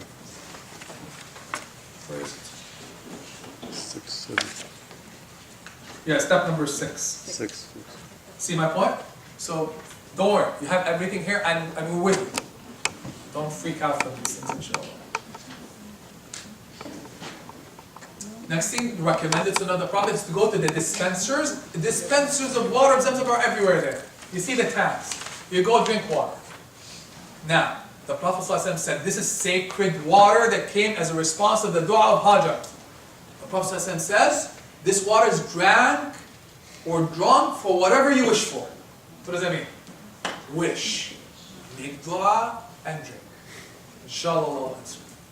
So you can imagine, you like a lot of, when I went the first time, there was like, some brothers with me are not married, and you can mess up, Ya Allah, wife, Ya Allah, wife, I'll never forget, Ya Allah, I'm sick, ya, whatever, like make du'as, right? And drink. As much as you can, don't kill yourself, but this is sacred water, every single, not just this time, anytime you drink Zamzam, make du'as before. Whatever you want, and then say Bismillah and drink. Cool? That's what Prophet Muhammad says, it is drunk for whatever you wish for. For whatever you wish for. And appreciating the story behind, subhanAllah, this is the water that came out to relieve that woman and child when they begged Allah and to respond to their struggles. Here I am, I'm honored right now to drink from that water that heals. Next we go to the sa'i. So we've done ihram, tawaf, what's step number 3? Sa'i, the walk between Safa and Marwa. Now I have other things written there, you don't have to say them. Most of what's here, you don't have to say. Believe me, I think 2 things here you have to say. Labbaik Allahumma Umrah, required. The greeting of even if the stone is not really, it doesn't invalidate the tawaf if you didn't say this, but you're supposed to say Bismillah, Allahu Akbar. Everything else, wallah, is additional, you don't have to. One of the things that the Prophet ﷺ said is Inna Safa wal Marwa min sha'airillah. On his way from the Kaaba to Safa and Marwa, he says this verse, which is, verily as-Safa and Marwa are the symbols of Allah. Don't worry about it. Don't even have to like, I'd rather you be in a good state thinking about what you're doing than being busy, saying, oh shoot, did I forget step number 7? No, it's not a formal step. Most things written, the du'as here are not required.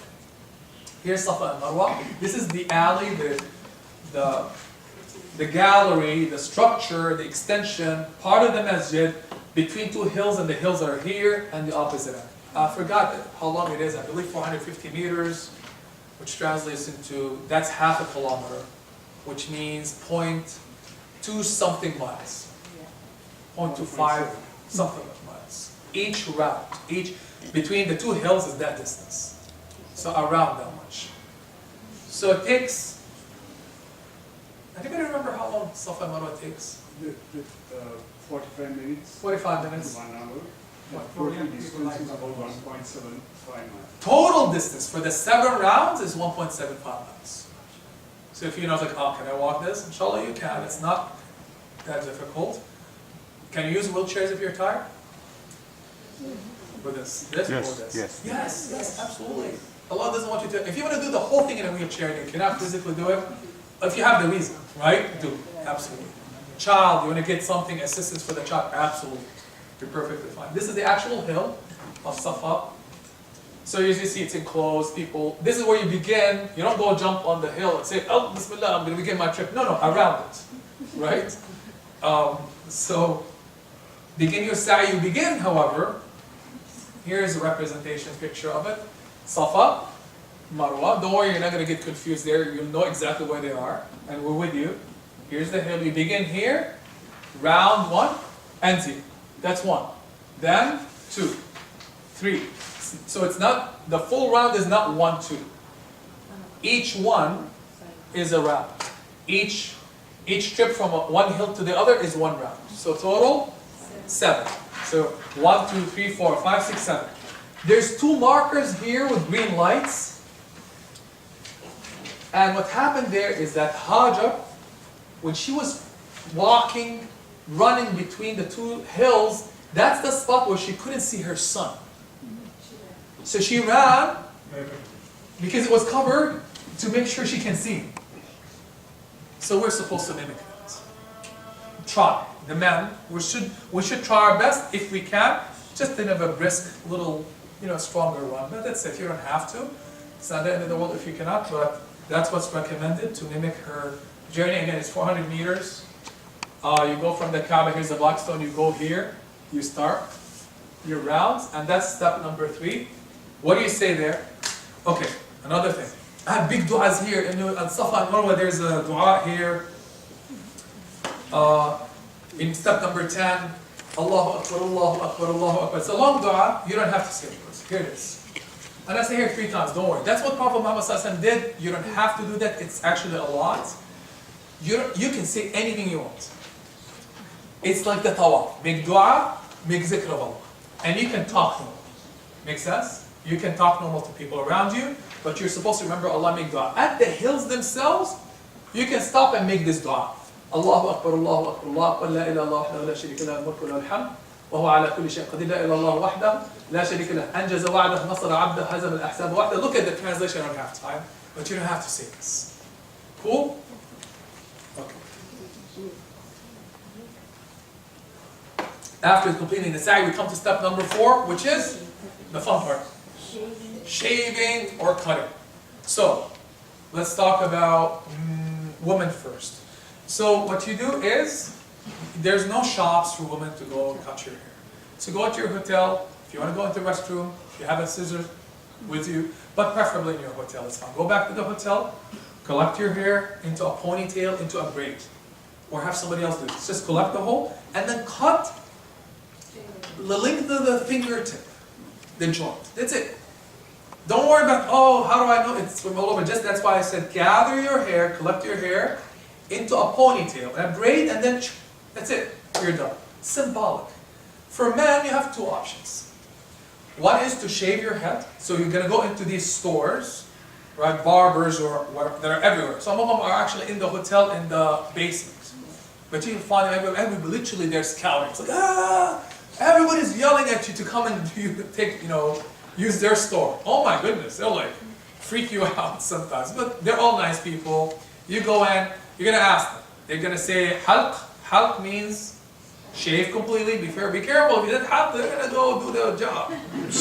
They're gonna get your hair back. Make sure you don't say no, scissors or razor. No, halq. Right? Halq means shave completely. They're gonna use a blade, right, to ensure that it's done. No, clean blades, don't worry, they bring new blades.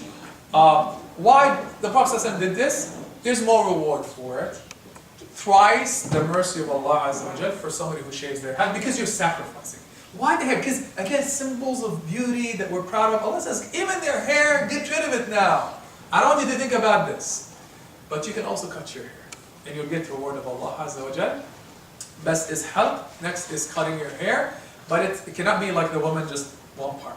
It has to be from all over, regular haircuts. So you say, they can either do a razor, and you can tell them step number 2, 3, in the machines, you have levels, you can say level 3, 2, whatever you want, right? Or they can use the scissors. As long as they cut from all over your head, you're good. Everybody's not thinking about this. Oh, seriously, inshallah. Finally, inshallah, spend 10 minutes on this and we'll wrap. This is oftentimes not covered, honestly. Even if you go on a lot of these trips, they might not give you a lot of the coverage that we're giving you from Medina. So it's overlooked sometimes. We say, oh, just go to the masjid and pray. It's the masjid of the Prophet and his grave. Brothers, you're going to the second most sacred spot on earth. This is the city of Prophet Muhammad sallallahu alaihi wasallam. It's called Al-Madinah Al-Munawwara, Madinatul Rasul. The city of the Prophet sallallahu alaihi wasallam. Literally called that. So it used to be called Yathrib. It became called the city of the Prophet. This is where he migrated from Mecca to Medina to start the what? The state of Muslims, like the Ummah, the Islamic state, right? Started there. That's where he administered the affairs of the community. That's where he lived with his family. That's where he walked the streets and shopped. That's where he struggled. That's where he prayed to Allah, made du'as, also in addition to Mecca. That's where he died. That's where he spent the last 10 years of his life. That's where he had his friends and gathered and celebrated and did funerals and Eid prayers. That's where he built his mosques. He didn't build mosques in Mecca. That's where he built mosques. It was the most beloved place. He loved Medina dearly. Dearly. So I want you to understand, you're going there to the city of your beloved Prophet Muhammad ﷺ, to go into his mosque. See where his house was. Walk the ground he walked. Think about him. You're going to feel his spirit everywhere. And it's known that people who go to Medina, they'll tell you it softens your heart more than any place else. Oh, you're going to feel faith. So Prophet Muhammad ﷺ, turns out he spoke about this. And he said, what lies between the two lava plains in Medina is sacred. You're walking a blessed, sacred land. In Medina are places literally from Jannah. You're like, symbolic? No. Places from Jannah. That's what Prophet Muhammad said. So how else on earth are you going to touch ground from Jannah? Can you? No way. Except there. You have an opportunity to see something you're literally going to see in Jannah. Exactly as is.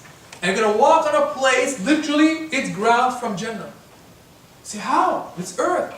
Allah said so. In Medina. You have that opportunity? What Hawaii can rival that? What place on earth can rival give you this? A heavenly, paradisial feeling like that? Nothing else will give you that. The first place we're going to talk about the most is called the Rawdah, in the Masjid of the Prophet. It's literally called a garden from the gardens of paradise. The second we're going to visit it's the mountain of Uhud. Beautiful mountain that witnessed the battle. We're going to go there, talk about that battle of Uhud. The Prophet ﷺ looked at the mountain, he said to his friends, see this mountain? That's a mountain in Jannah. This mountain, you're looking at it right now. You're going to see it in Jannah. Exactly as is. Imagine when we're in Jannah, we see it, and we remember this time. Wow, remember the time when we saw it together? Here it is. And that mountain says, I saw you. I saw you. You see, we think earth doesn't speak. Allah says in the Quran, on the day of judgment, or when the day of judgment starts, earth will start to speak. And every spot there will say, I saw you there. You walked on me. You looked at me. You remember Allah here. Whenever you walk in Medina or Mecca, think even every spot is going to witness for me. When I put my head on the ground and make sujood, that spot will say, you prayed on me. Can you imagine that, brothers? This is what opportunity you have. Everything is going to be looking at you, including non-humans. So this is a mountain from Jannah, and you're going to be looking at it. Prophet Muhammad says, this place stirs your faith more than anything else. It's called the Abode of Faith. You walk into it, Allah made it so sacred, you're going to feel faith. Iman will increase. You're going to feel it in your heart. Jibreel descended on that place to also deliver the Quran to Prophet Muhammad, just as he did in Mecca. So think Jibreel was here, walked with the Prophet here. Sometimes people saw Jibreel when he transformed into human form. What else is honorable here? 10,000 companions of Prophet Muhammad are buried there. 10,000. There's 120,000 companions of the Prophet. Most of them have died around this earth because they were not just sitting on their behinds saying, I'm just going to worship. They went out, built a civilization, spread the faith across this earth. So most of them are not buried in Medina. Could have been better, right? Easier. No. No. Only 10,000 of them are buried there. The rest are around this earth. Otherwise, you and I would not be Muslim. There are guardian angels guarding Medina you don't see. So when you walk into Medina, you just walk by guardian angels sitting at the gates of Medina. So that's the word of Prophet Muhammad ﷺ. He says, at its entrances there are guardian angels. On some of the signs of the Day of Judgment include, the Antichrist, the Dajjal coming. He cannot enter that city. So those who live in it, they'll never see the Dajjal. And also the plague that comes at the end of time, it will not touch Medina. The Prophet ﷺ said this dua. Said, Oh Allah, make Medina as dear to us as you made Mecca dear or more. Ask anybody. Mecca is amazing. But a lot of people say, time in Medina is even better. I felt something softened me more. The Prophet made dua. He said, make it more dear to our hearts than even Mecca. As Mecca, if not more. So you'll find that people are in love with Medina because of this dua of the Prophet ﷺ. He said, Ya Allah, make its blessings twice as the blessings of Mecca. Can you imagine? Twice. The Prophet asked for that. Each rak'ah, each salah in the Masjid of the Prophet is better than 1,000 anywhere else. So you made one rak'ah there, it's like you prayed 1,000 rak'ahs. Even more. In Mecca, how much? 100,000.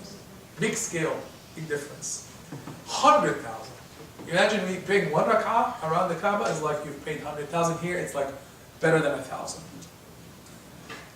Here's the masjid, picture of the masjid of the Prophet sallallahu alaihi wasallam. What a beautiful place, brothers and sisters. We're gonna arrive there, inshallah, first day.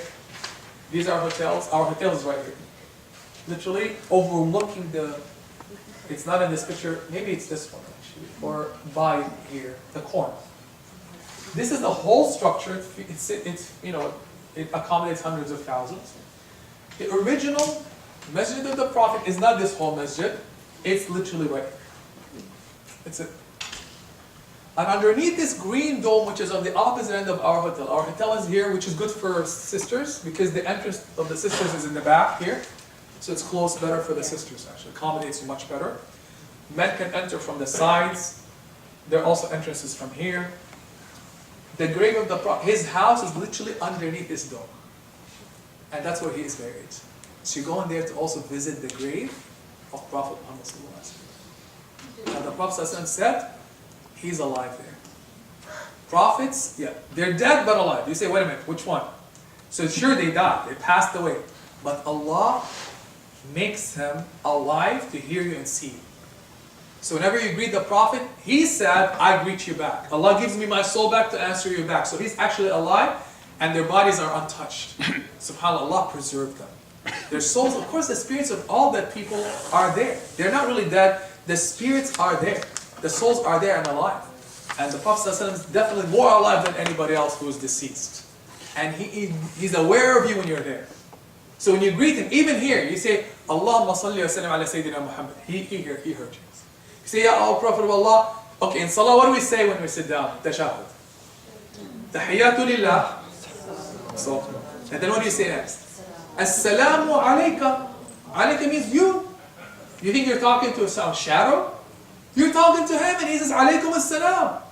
Alaykum as-salam. Zakaria, alaykum as-salam. Ayman, alaykum as-salam. Tariq, alaykum as-salam. Fatima, alaykum as-salam. He's aware of you. He heard you. And he knows you came to visit him. What a beautiful thing. You're going to visit Prophet Muhammad sallallahu alaihi wasallam. This is all we learned. Oh, everything we hear about him, here it is. You're going to visit him. And he knows you're there in his house. That's amazing.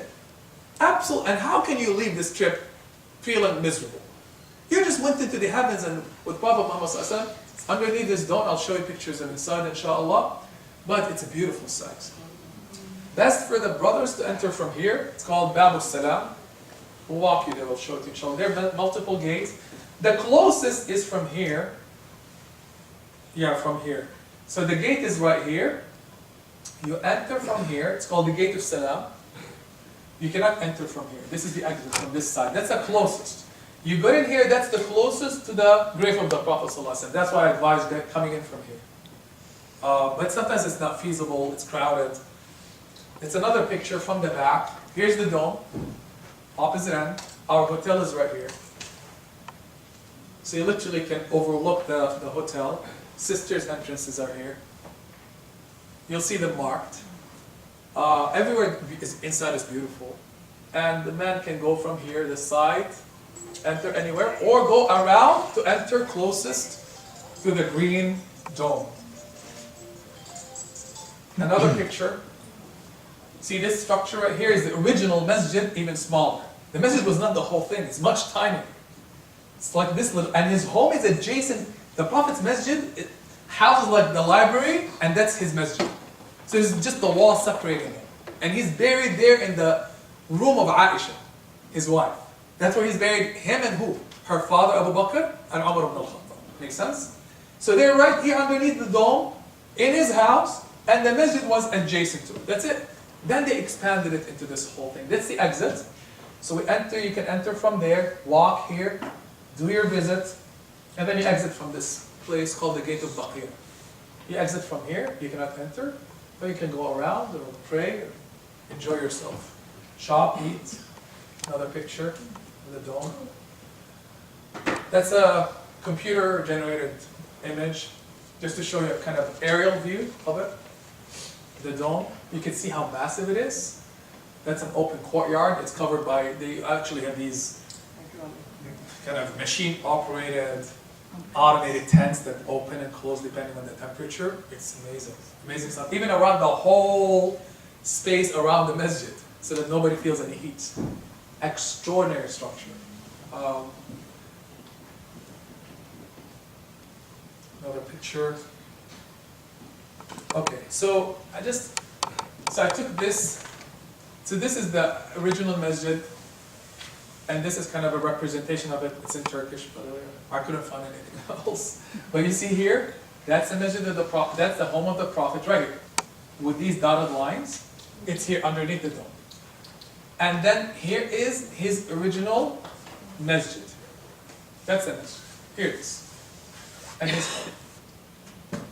And these rectangles represent what? His grave. So grave number 1 is him. Grave number 2 is Abu Bakr. Grave number 3 is Umar. And their faces, when we are in the grave, we lean the person with their faces facing what? Kaaba. So they're looking here, east, towards the Kaaba. So when you walk here, pass by the grave, he's literally looking at you. Like that.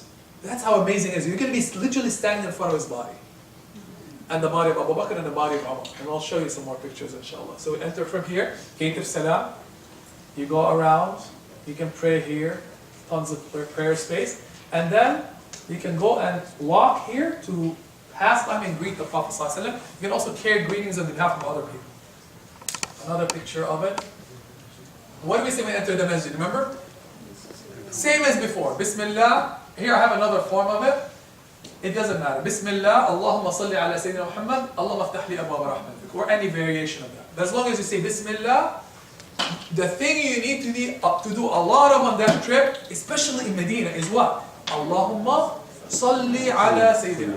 Do it all, inshallah. We're almost coming to an end, inshallah. Rawdah, one of the spots, paradise. The Prophet says, between my grave and my pulpit is a garden from the gardens. Literally, it's marked by a green carpet. The entire masjid has another color, I forgot, red or something. Suddenly, you see the carpets turning green. Small area. That's the garden from the gardens of paradise. If the veils were to be removed of this earth, you'll probably see rivers and trees of Jannah, right? Allah knows. But it's hidden from you. You can't see it here.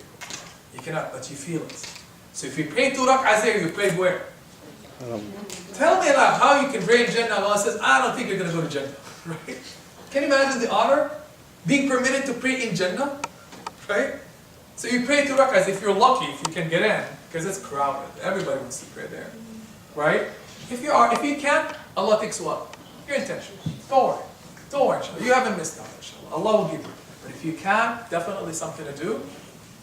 And you've prayed it's as if you've prayed in Jannah. Here is the house of the Prophet ﷺ. This is not the original house. Clearly they built it up, they put things around it. You're going to be walking, literally, so this is the location of this original house. It's covered by this wall and these screens. You're going to be walking like this, in front of literally the grave of Prophet Muhammad ﷺ that sits between these 2 pillars, and you'll see these holes. The one that has the biggest brass frame is his grave. So behind this, it's like a netted brass screen. Behind it, literally, is the face of Prophet Muhammad ﷺ looking at you. And you're going to pass by him and he's hearing, you're going to say what? Assalamu alayka ya Rasulullah. And he heard you, greeted you back. Assalamu alayka ya Prophet Allah, on behalf of my father, my mother, my friends, name them. You have some time, you got to keep walking. You cannot sit in that police officer is going to be like shouting at you to move because there's a lot of people. But you will sit there for 5, 6, 7 seconds, inshallah. Make dua for him if you can. If you had the time, Allah, Allah bless you, Prophet Allah, I love you. I can't wait to meet you. Allah may give me the opportunity to meet you here. May Allah make it real to see you where?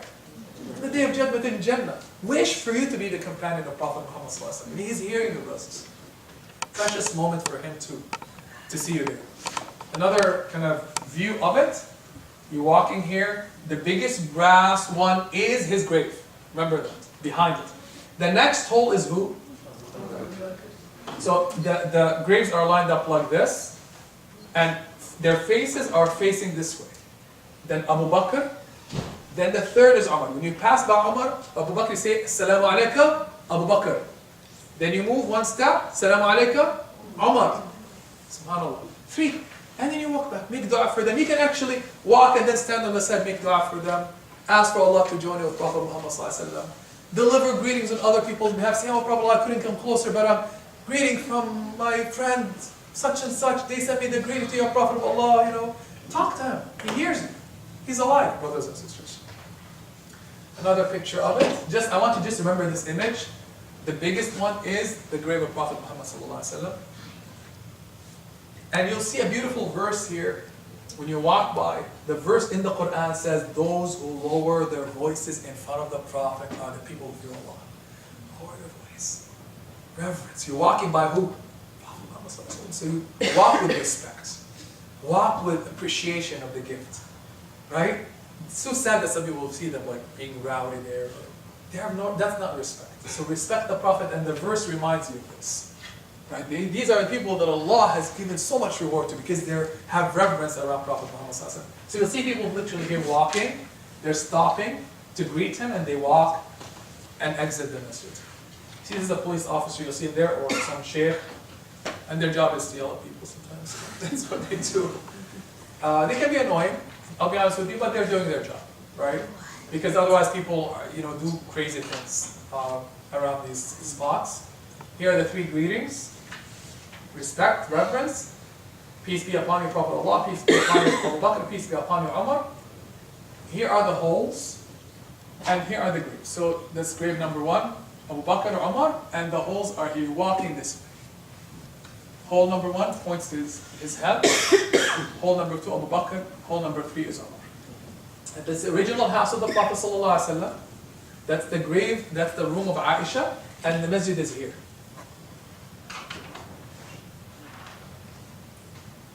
Women also have special times where they can go to the Rawdah. Right? We'll find out there what those times are. Easy to find out, inshallah. And again, as I said, it's crowded. So not everybody will be able to get into the Rawdah. It's okay, inshallah. Allah knows your intentions. The final thing, I'm not going to spend time on this. So one thing that gets missed a lot is that within the masjid, within the Rawdah, are special sacred spots.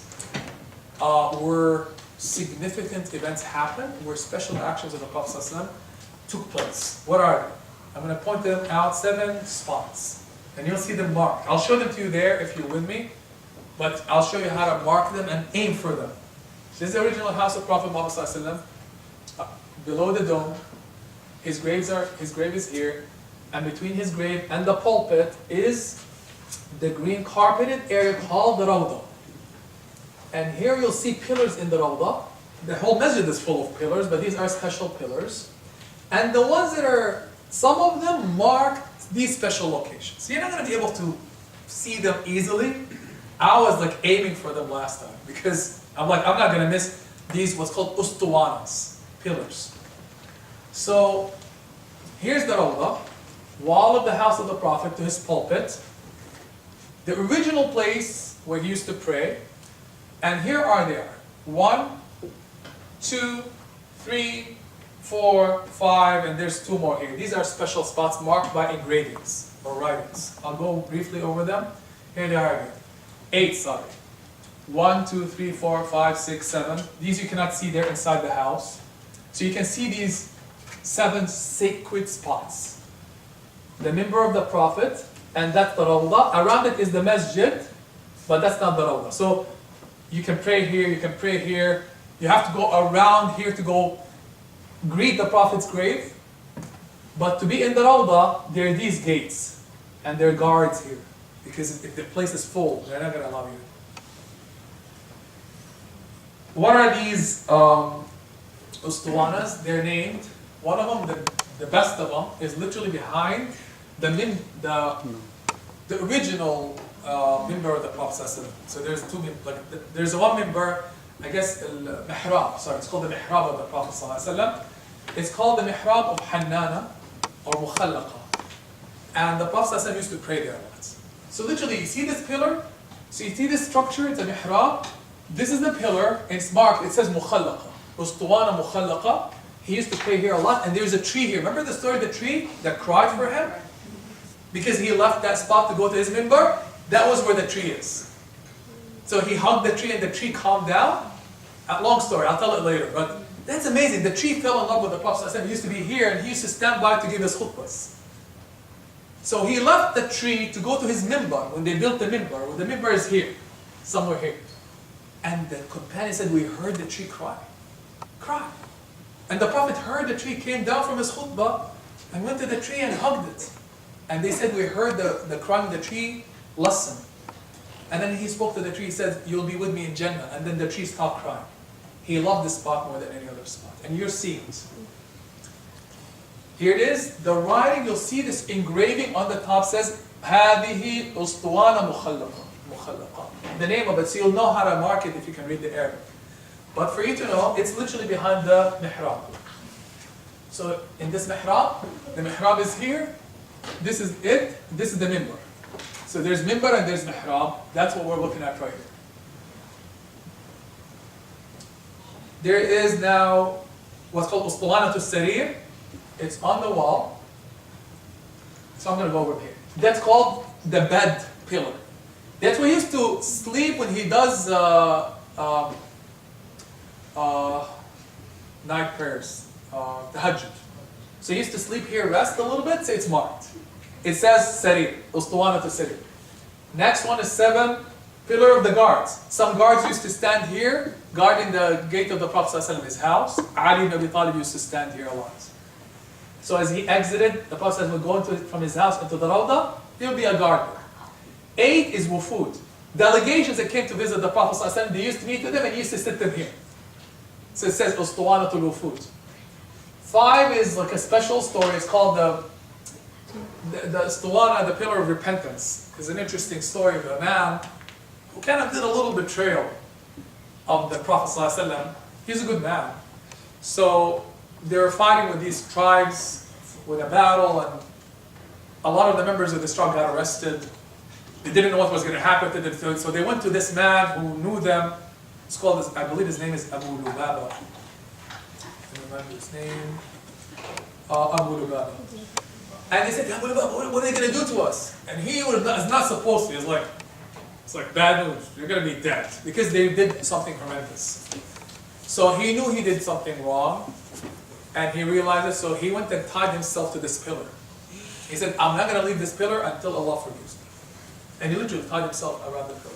So it's called Ustuwana of Abu Lubaba, or, yeah, that's what it's called. And here it is. So this is the wall of the house of the Prophet, and that's the Ustuwana, it's written right here. Interesting to just kind of know where it is. The best of places in the Rawdah, other than the one behind his mihrab, is what's called Ustuwanat Aisha. So if I were to go back here, so there's 3, the main Ustuwana, and there's this 2 close to the mihrab, it's called Ustuwana of Aisha. Aisha said, the Prophet ﷺ told me, there is a spot in this Rawdah. If people knew the blessings of it, they'll be like fighting over it. And that's it. So literally go and you see Aisha's name on top, like sit there if you can, I remember when I found it, I'm like, I'm aiming for it, right? So as soon as I found it, I'm like, stand there. As much as I can, right? Sit and of course, make space for others, but I'm like, wanted to picture he prayed there. That's like literally you're sitting on a spot where he put his head and prayed. It's just, it's an amazing feeling. Like, subhanAllah. I mean, a blessing like no other. That's also one of Sarir. It's attached to the wall. So I just described them. I can share with you the presentation. That's the Ustuwana of Ali. I'm pointing it with the arrows there on the wall. And then this is of the delegations right adjacent to it. That's a picture behind the wall of another Ustuwana that you cannot see inside. And this one, there's an Ustuwana called Ustuwana of Jibreel. Jibreel used to come down, but it's hidden behind the wall. You cannot see it because it's in the house of the Prophet ﷺ. Here it is, Ustuwana Jibreel. But you cannot see it. It's behind this wall. And finally, you'll see pillars saying, Hada Masjid al-Rasul. Pillars, if you look at them on the top, they say this is the original boundary of the Masjid of the Prophet. So you can see the border of the original Masjid. You see them here, pillars around the Masjid of the Prophet with these writings. Not all of them have this writing. It marks the original boundary of the Masjid of the Prophet. Inshallah, we're done. special questions, because I know you have these questions. I wrapped up like most common questions that I typically would get, or that people would ask about Umrah. Is wudu required for tawaf?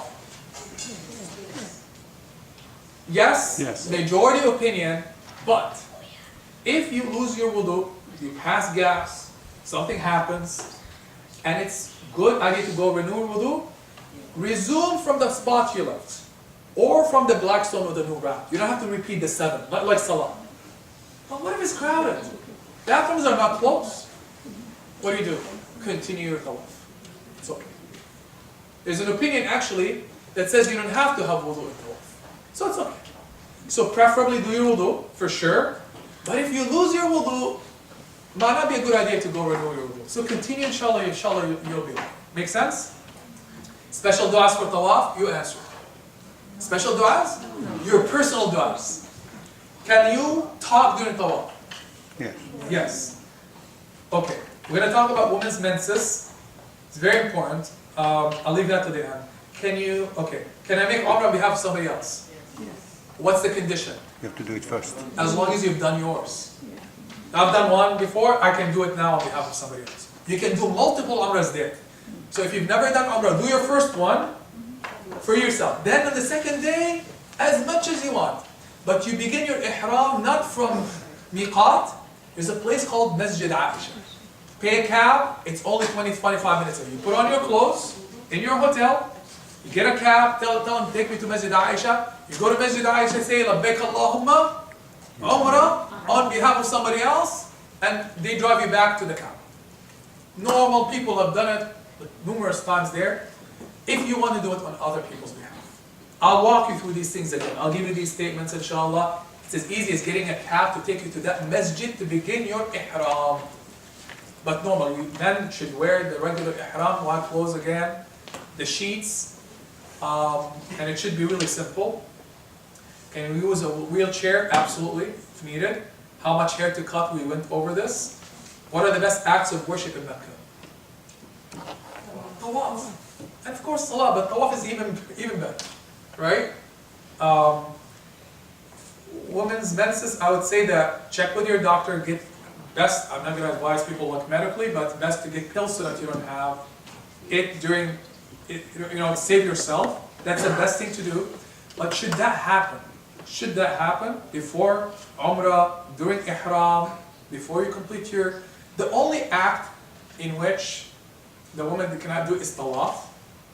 You can do Sa'i, you can do Ihram, cut hair, the whole thing, except now, the Tawaf. However, Alhamdulillah Rabbil Alameen, that's the beauty of our faith. Our trips are, so you gotta wait until the period is over, then go back and do the Tawaf. And it can be done at the end. So I'm done with Umrah, I cut my hair, I know that the period will end tonight, so that's fine. Wait until it's over, and then the following day come and do your Tawaf. But what if I have to travel tomorrow? There's no time to do Tawaf. Then you do your Tawaf. Wait until the last day to do your Tawaf. Does it make sense? So I know we're leaving, I don't know when we're leaving. The day before, you just go do your Tawaf. And you're still in the state of Ihram. Because your Ihram will not be over until you're done with what? Umrah. So do it inshallah. And if you're worried, do it inshallah earlier, it's fine inshallah. But you're okay. My point is that you're okay. There's no tawaf wada. That's for Hajj. You don't have to do it. You do as much tawaf as you want, but there is no farewell tawaf. Finally, brothers and sisters, here it is. Realize you're chosen and invited by Allah by name. By name. This is my invitation only. If you're on this list, going with us, you're amongst those invited by Allah, preparing a lot of intentions, desires, wishes from Allah. You're going to walk into the most sacred spot on earth to make your wishes known to Allah Azza wa Jalla. And Allah is answering you, and Allah is happy to see you there. Allah invited you. Lots of dua. Mark it. Dua is now that Allah accepts your umrah. Dua is now that Allah makes you feel faith. Dua is that Allah answers your du'as there. Dua is that Allah elevates you. Dua is that Allah strengthens you to do this trip. Dua is that Allah maintains your intentions. Make a lot of dua these days. Prepare yourself from now. Striving, it's a lot of striving there. It's okay, be patient. Be at your best. Feed people there. Smile, help others. Be generous, be kind. That's one of the best things that you can do there. And that's a wrap. Alhamdulillah Rabbil Alameen. Questions? Inshallah, I'll go over a few logistical things. Actually, let me go over them quickly. Here's what you're going to get. So this sheet summarizes the acts of Umrah. Just for you, take it with you on the plane, whatever, review, but I'm there. Don't worry. It's really 4 simple steps. Don't worry about all these du'as. You don't have to memorize them. 2 simple things we're going to say at the beginning of Ihram. I'll go over them, but it's for your review to get some confidence. You're going to get this, or probably already got it. You'll get it later. Pouch. Brothers and sisters, please look at this, please. Your passport inside. Inshallah, I'm using yours. MashaAllah. So here's your passport inside. You're going to see it. It has the vaccination document. It has everything marked by Dar es-Salaam. Put it in the pouch. Protect this. There are safes in the hotel rooms. And it has your ID on it. You put it around your neck. This thing is your companion in the Umrah. Please don't go there and tell me you forgot this. Please don't. Because they don't have copies. I'm telling you from it. Right? It's not going to be fair to get from somebody else. Because in a second I say, okay, I'll give you mine. That's what happened last time. Please protect it. It's going to have to go into the pouch. You put it here, like this, and then when you go around, tawaf, so you pull it out, remind yourself what's step number 2. Because we're not going to go into one big group. It's hard. I cannot walk with 49 people. It's not possible. It's not realistic.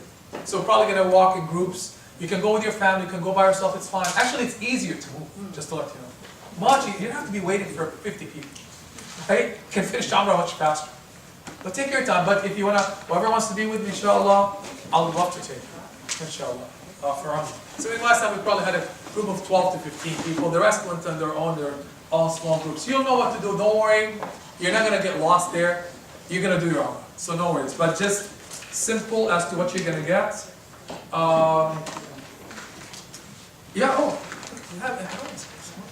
They came from the heaven. So, but I'll demonstrate it later. There's no time. Oh, one final thing. You're going to get this, or you got this simple guide for Medina. I summarized in it what I've said here, the greetings of the Prophet, so on and so forth. Even a picture of the screen in front of his grave to remember it. Also can take that with you into the, on the trip. So now with that, I think other things, medications, logistics. The logistics seminars that Dar es-Salaam offered have all the answers. Make sure you get 2 things that are critical. Adapter for your phones and electronics. The electricity there is different. It's 220, not 120. So if you have heavy duty machines, you need a converter. But if you have just for your phone, it's just an adapter that with different pins. So your regular plug will plug into it, and the adapter plugs into the wall there. Make sense? So get those special adapters for sure. Otherwise, you're not going to be able to charge your phones. Medicine, cold medicines, flu medicines, please get a lot. Antibiotics, I would say, because people get sick there. People are going to be. You're going to see people from everywhere on this earth. They're going to be coughing. They're going to be, so viruses and bacteria everywhere. So make sure that you constantly wash there, but take medicine with you for sure. Sleep medicine. Also, recommended sometimes for people who cannot sleep. Maybe you need to sleep on the flight. I'm going to do that myself. Medication, light clothes. Don't be heavy on clothes, please. Not worth it. You can buy things there, but don't be heavy. Don't carry a lot of stuff from here. Save a lot of space in your bags for what? The gifts you're going to get, right? Just keep that in mind. Light clothes is best. Weather is mild in Medina. At night, it's going to be a little bit chilly, 50s. So a little slight, light jacket or sweater is sufficient. Mecca is hot, 80s into the 90s. You're going to be fine. No worries about cold. Anything else? Advice logistically? Before I shall also have time for What questions. about cell phone? Yeah, a couple of points. Firstly, there's a lot that was said, and sometimes at the end of it all, you might be confused or overwhelmed by this. Rest assured that we are there, right through at every step. Right? So Tarif is there, and there, City is there, Riyadh is there, Razin is there, he's been with us many times. So at every step we will be with you. And any questions you have, you can ask us. if you forgot everything that Tarif said, we will be there again to answer. Second, the entire discussion today has been recorded, so we will send it to you by email, so you can always refer. As well as the presentation, inshallah. I'll send it to you. Brother Mohsen can share with you this presentation. And so don't worry about it. And Dar es Salaam, the travel agent, they are represented here today. We thank them for all the arrangements. They will be there at the airport when we arrive, and when we leave, they'll check us in. They will meet us at the airport in Jeddah, and then they will guide us into the plane, and they'll meet us again at Medina. And of course, from Medina, we'll go by bus to Mecca, and again, they will be with us at every step of the way. So they're very experienced, as are all the other travel agents, but Dar es Salaam in particular do a very good job. That's why we went with them. So you don't have to worry. So please outsource your worries to us, right? And we will deal with your problems. I've been for Umrah many times. I make it a point to use every minute there to ask dua, particularly if you have lost your parents, or if you lost somebody dear to you, or if somebody is sick. Take that opportunity to ask Allah for dua. And particularly for children, you want to ask dua for your parents, you want to ask dua for yourself, and you want to ask dua for the success of your careers. Because Allah is listening to you, particularly for children. Allah listens to children first before they listen to guys like me, right? We've made many mistakes, so Allah has discounted us, given us a C-, while you're still at A+. So use your A+ status with Allah to ask du'as for your parents and for yourself. Right? And Allah will listen to you more than He will listen to us. Remember, maybe you have an A-, so you might have been a little tough with your parents. So try and get an A+. Right. But remember, we are there at every step of the way, and so you really don't have to worry. We are there at every stage. We've been there before. So our job, right, whilst we will also perform Umrah and Tarif will be there, will be to be a guide to you. At every step, even at the airport in Dallas, before we leave, we'll have a small session there, and Tarif will ask a dua for our success of the Umrah, and then at every step he will explain. So don't worry about the long duas or anything. Exactly. Even if you ask dua according to Tarif in English, it's fine. Because Allah is the one who created all languages, and He listens to your language as well. So we don't focus on that opportunity. We are there only for 10 days, and just make maximum use of it. And rest assured, there's enough and more ice cream there. Right? And so there's enough to eat at every step. And for the children, make sure that your parents give you a little pocket money there, right? Because there's so much stuff there that tempts you to eat ice cream. Beautiful. It's so much to do there. So tax your parents a bit. Yeah. So thank you so much for the beautiful summary. It really comes down to your moments with Allah there. Sometimes we get so busy with the rituals, we forget it's a moment of connection. Think about talking to your friends. Young people, older people, honestly.